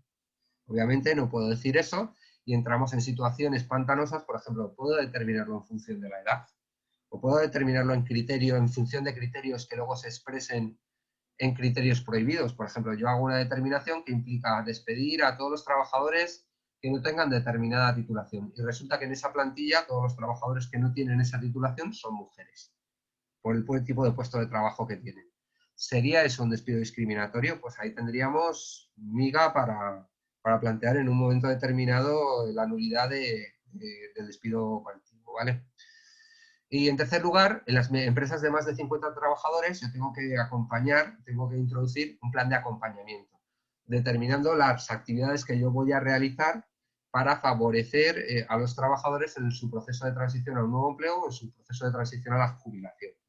Durante muchos años esto ha venido siendo expresado, sobre todo cuando fue todo el proceso de reconversión en Asturias y todo este tipo de historias, vino acompañado de medidas para facilitar la prejubilación de los trabajadores. Es decir, yo les acompañaba el hecho de que si eran personas ya mayores de 60 años, de 55 años, ellos iban a cobrar el desempleo primero y luego la prestación de desempleo por el tiempo que tuvieran cotizado y luego posteriormente el subsidio de desempleo hasta la edad de jubilación.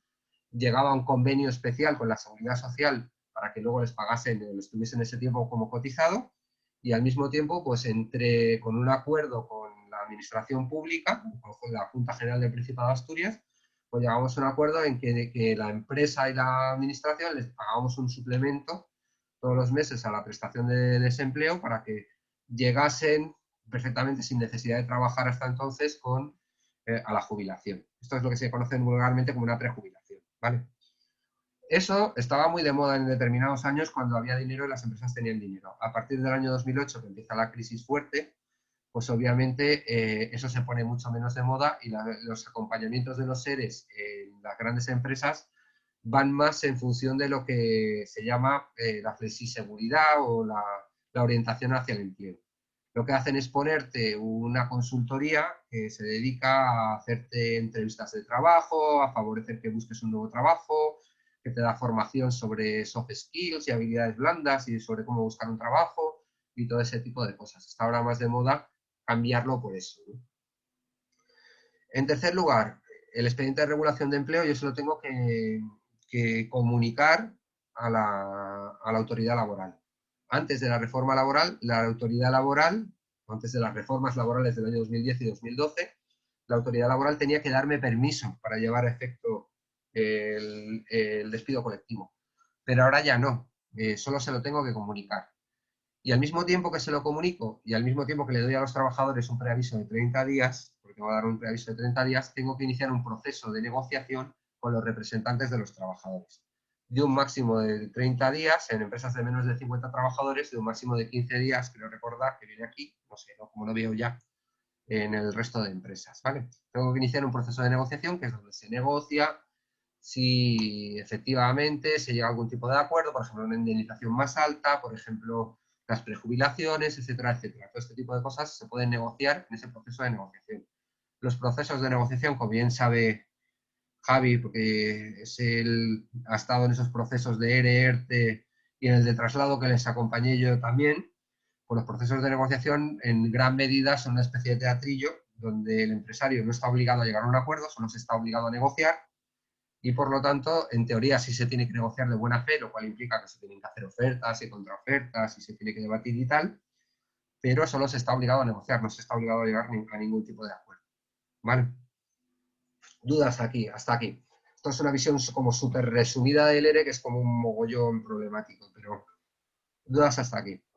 Nosotras en la sección nos hemos preguntado, en caso de ERE en nuestra empresa, si tendrían que, porque hemos leído así algo al respecto, acreditar la pérdida o la previsión de pérdida solamente en la cadena de librerías o en el grupo empresarial, que sería el Grupo Planeta.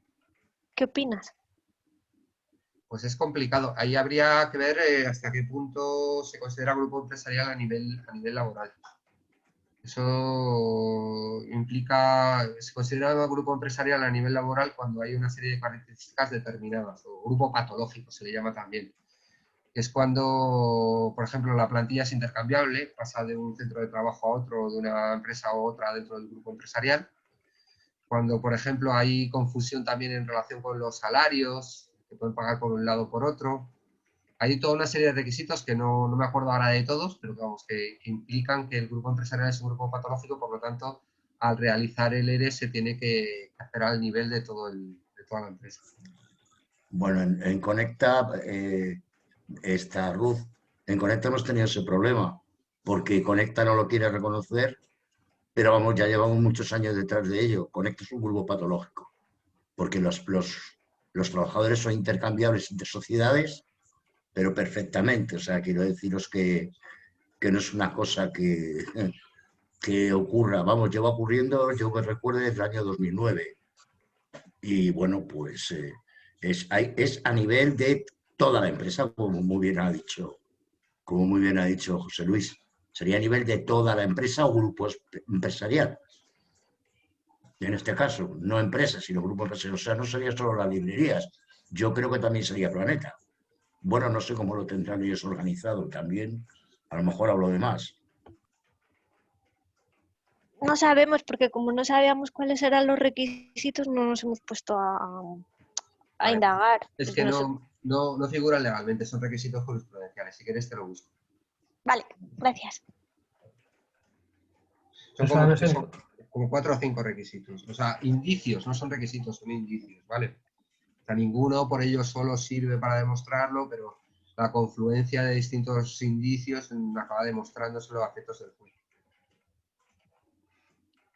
Nosotros ahora nos encontramos con la tesitura de que tenemos un pliego de condiciones nuevo, pero el ayuntamiento no ha contado con el convenio que se firmó en septiembre. Claro, ahora las empresas que van a pujar, el coste de los trabajadores y de la maquinaria es distinto, porque las subidas que hemos tenido en el convenio no están aplicadas, no las ha aplicado el ayuntamiento al realizar los pliegos. Entonces ahí UGT nos está comentando que sí que está todo cubierto, pero yo realmente tengo mis dudas, porque las empresas una vez que pujen por lote, igual que pasó hace 8 años, una vez que pujen, luego en 3 meses igual nos dicen que tienen pérdidas o que no tienen el beneficio que esperaban tener, puesto que, claro, como no el convenio de aplicación es el anterior, 2018-2021, pues claro, las subidas ahora supone más coste. Y de los trabajadores un 75% del coste total de pliego de condiciones. O sea, Claro, se supone que son documentos independientes, es decir, que el ayuntamiento no tiene por qué fijarse en el convenio a la hora de determinar las condiciones del pliego de condiciones, o sea, las condiciones del pliego de contratación. Y la empresa, si se presenta a ese pliego de contrataciones, porque en principio considera que va a tener beneficios con esas condiciones. Pero claro, el problema es eso, que de cara al futuro, o sea, en ese momento no pueden decir nada, pero de cara al futuro, pues planteen que están teniendo pérdidas, que están teniendo lo que sea, ¿no?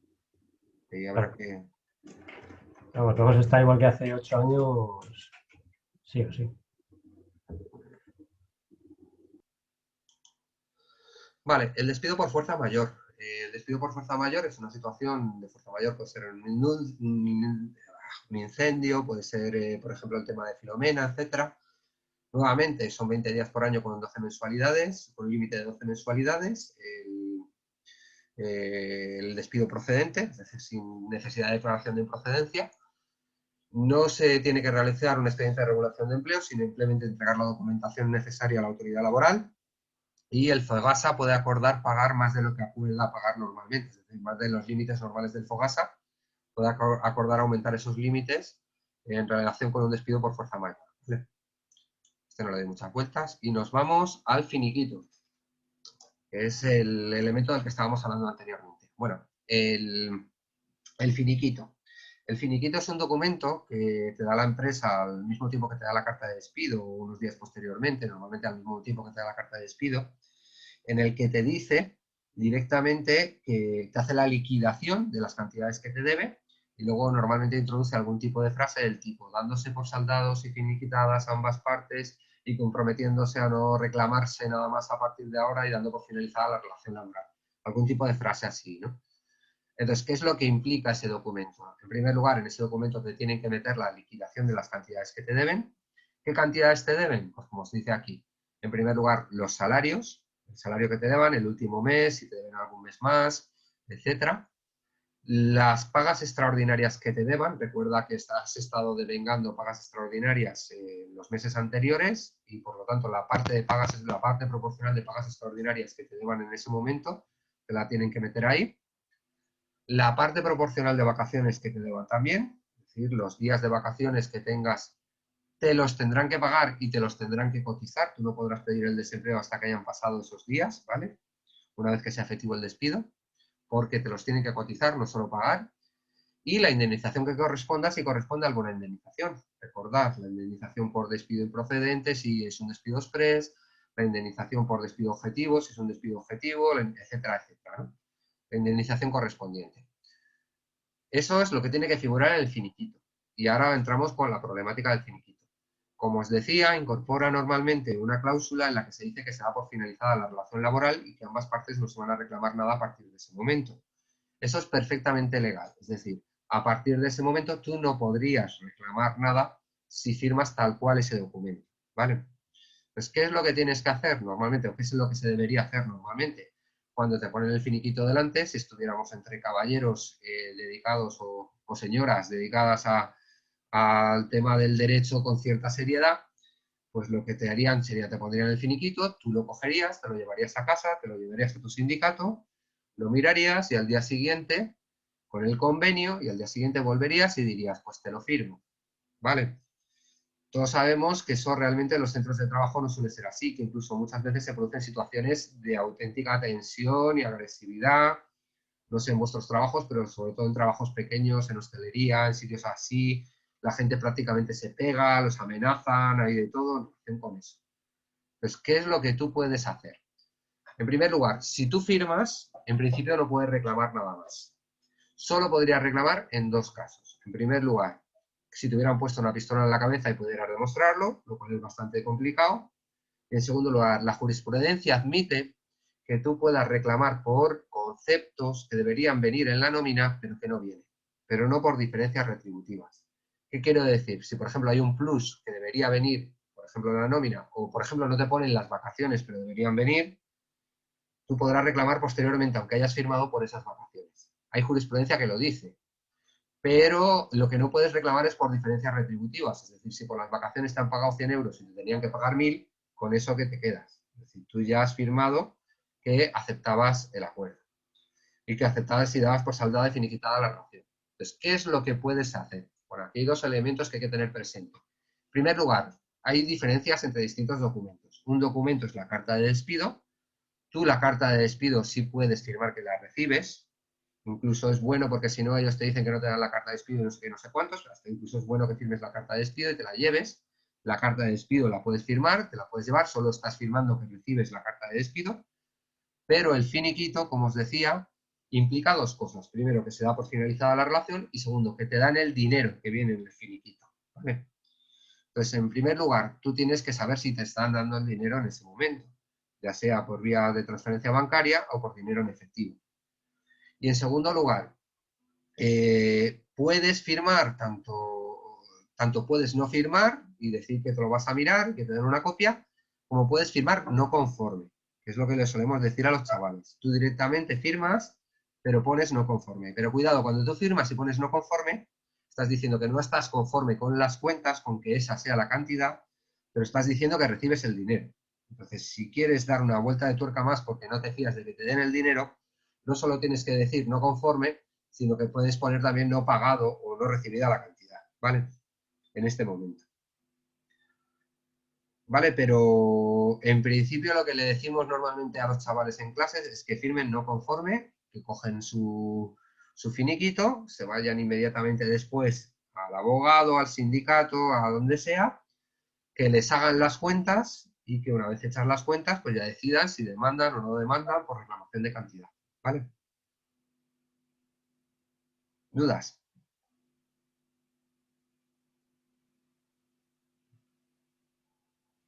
Que está muy bien el apunte ese que has hecho de y no recibida la cantidad, porque nosotros también me recomendamos firmar no conforme, pero normalmente lo que sí nos hemos dado cuenta en nuestra empresa de hacen por transferencia y normalmente la cantidad coincide, ¿no?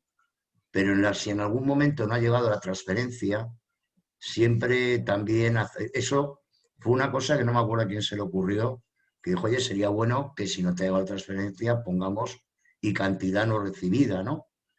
Ah, pues sí, pues tiene razón, efectivamente. Y sí, yo desde luego, bueno, nosotros somos partidarios de que eso se ponga, sobre todo si no has recibido, o bien el efectivo, que ahora ya es muy raro, o bien la transferencia. Claro, hay momentos, o sea, hay empresas que en eso pueden ser más serias, que te han metido la transferencia pues, la mañana antes y ya la puedes ver en tu banco con el móvil, o que sabes que te la van a meter, que no hay ningún tipo de problema, pero hay empresas que pueden ser muy piratas y que en esa te la jueguen, entonces tampoco merece la pena.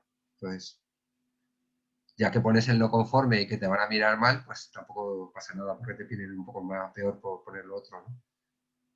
Pero ahí sí se ven situaciones, pues eso, violentas. ¿Cómo que me pones no conforme? Pues ahora rompo el esto y no te doy un duro y no sé qué, y cosas de esas, ¿no? Sí, de decir que si no firmas no te dan el finiquito, ¿sabes? Claro. Cosas de esas. Sí, Eso también lo dicen mucho. sí. Y no sería bueno también revisar que porque claro, hay gente que tiene mucho morro y no da copia, o hacen el remolón, o tienen copias diferentes para entregar al trabajador de la que se quedan ellos firmada. Cosas así también, ¿no? Comprobar que los documentos son iguales, el que te llevas y el que se quedan firmados. Claro. Y Hombre, si tú firmas, firmas y te dan una copia, si no, ¿para qué vas a firmar nada? Es decir, eso es un poco... Y te fijas de que la copia sea equivalente al original.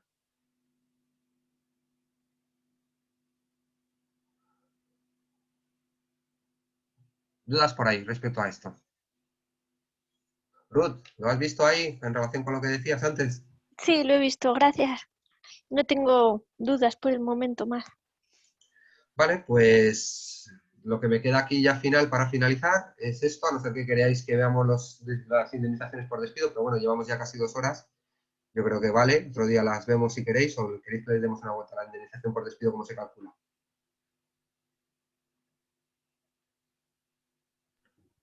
a mí me da igual quedarme o hacerlo otro día, lo que prefiráis los demás. A mí ya lo haríamos todo del tirón. Vale.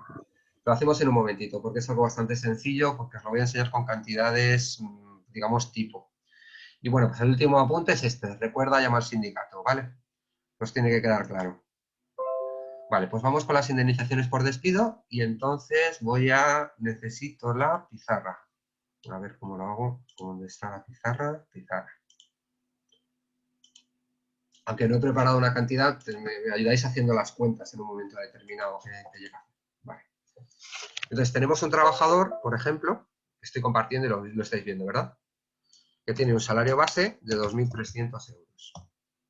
2 pagas extras. Esto los que estuvisteis el otro día en la de nóminas os sonará. Nuestro querido amigo o amiga de salario base de 2.300 euros, 2 pagas extras de salario base. Y tiene 20 años de antigüedad en la empresa, que son muchos añitos. Y le vamos a dar una indemnización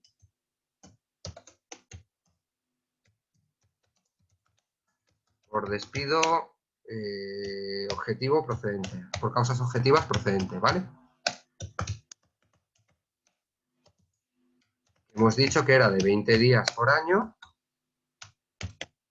trabajado con un límite de 12 mensualidades. Entonces, ¿cómo calculamos esto? En primer lugar, tendríamos que calcular el salario diario, porque si son 20 días, tendríamos que calcular el salario diario del trabajador.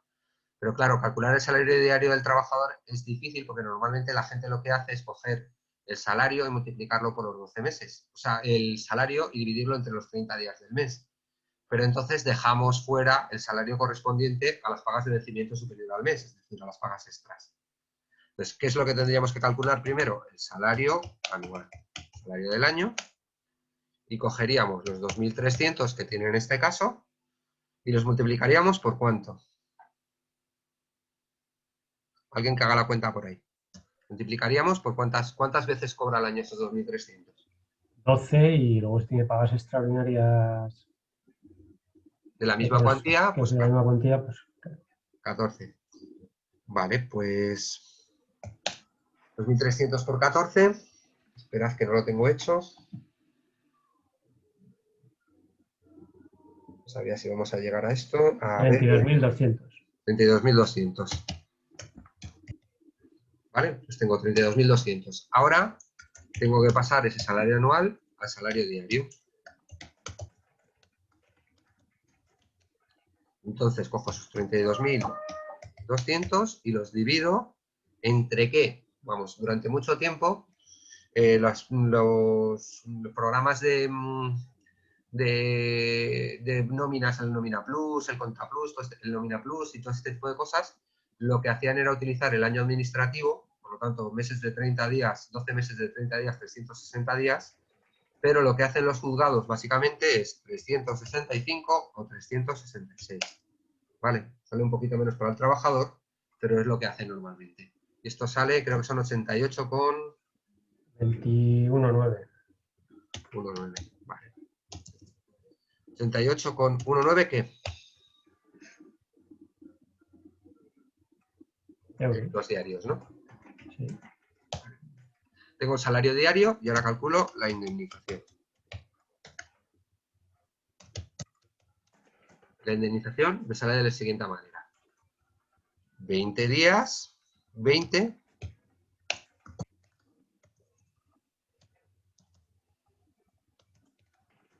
por el salario diario, que son 88,19. Con 21, ¿no? 21, perdón. 21. Pero bueno.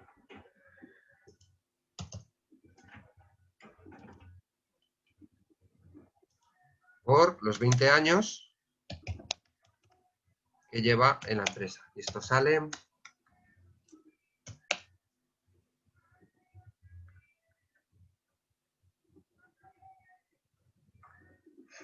35.284. 35.284. Pero hay un límite. Esta sería la indemnización, pero hay un límite. Y aquí es donde entramos también en otra polémica.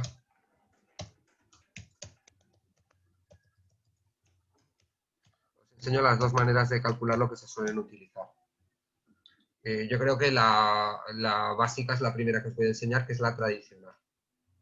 La tradicional es menos favorable al trabajador, por lo cual merece la pena intentar la segunda, que es más favorable al trabajador y que hoy en día pues, plantean muchos abogados, sobre todo, por ejemplo, en los libros de texto de FOL es la que suele venir. Pero la primera, la tradicional, es decir, mensualidades es lo que se cobra todos los meses, los conceptos mensuales. Por lo tanto, serían 12 mensualidades, serían 12 por ¿qué conceptos se cobran todos los 2 meses? 2.300. Y aquí tendría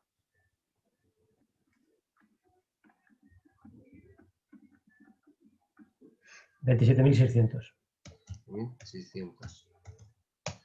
La vía nueva sería decir, pasar los meses a años, o sea, los meses a días y multiplicar por el concepto mensual, que serían los 20, o sea, los 12 mensualidades son 360 días y multiplicarlos por el concepto mensual que tenemos aquí, que son los 88 con 21. Y eso me da un poquito más.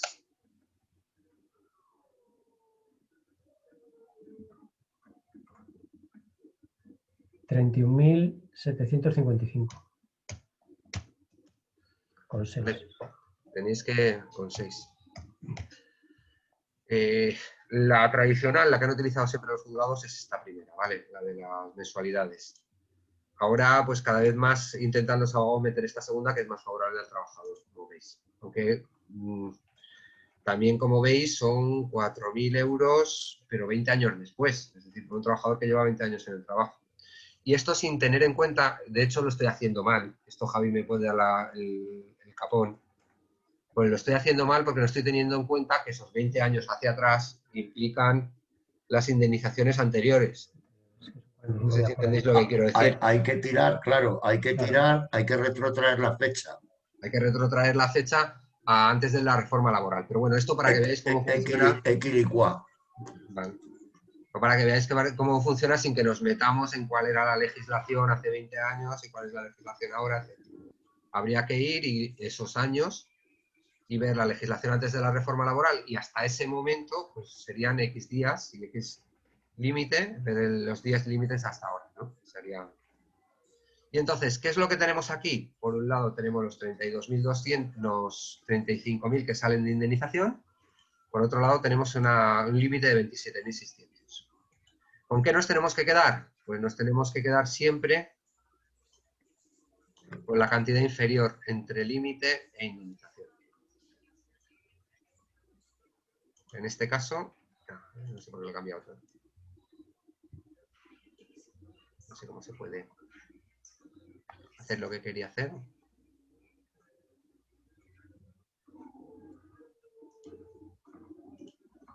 Vale. no sé cómo se puede hacer, pero vamos. Lo que quería hacer era subrayaros esta parte de aquí, diciendo, este será el que tengo que coger. Entre la indemnización y el límite, tendré que coger siempre la cantidad más pequeña. Porque el límite es el límite hasta el que pueda alcanzar la indemnización. ¿Dudas aquí?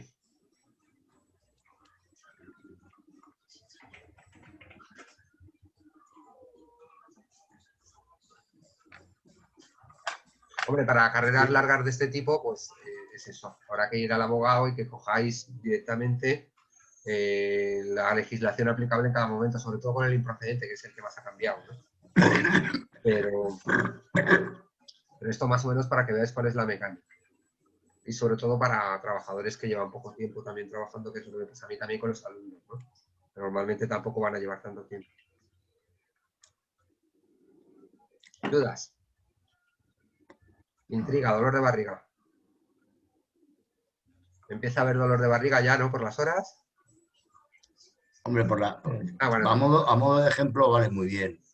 No nos vamos a meter porque yo creo que el despido objetivo como tal existiría antes de la reforma, pero cuando se ha empezado a aplicar ha sido a raíz de la reforma.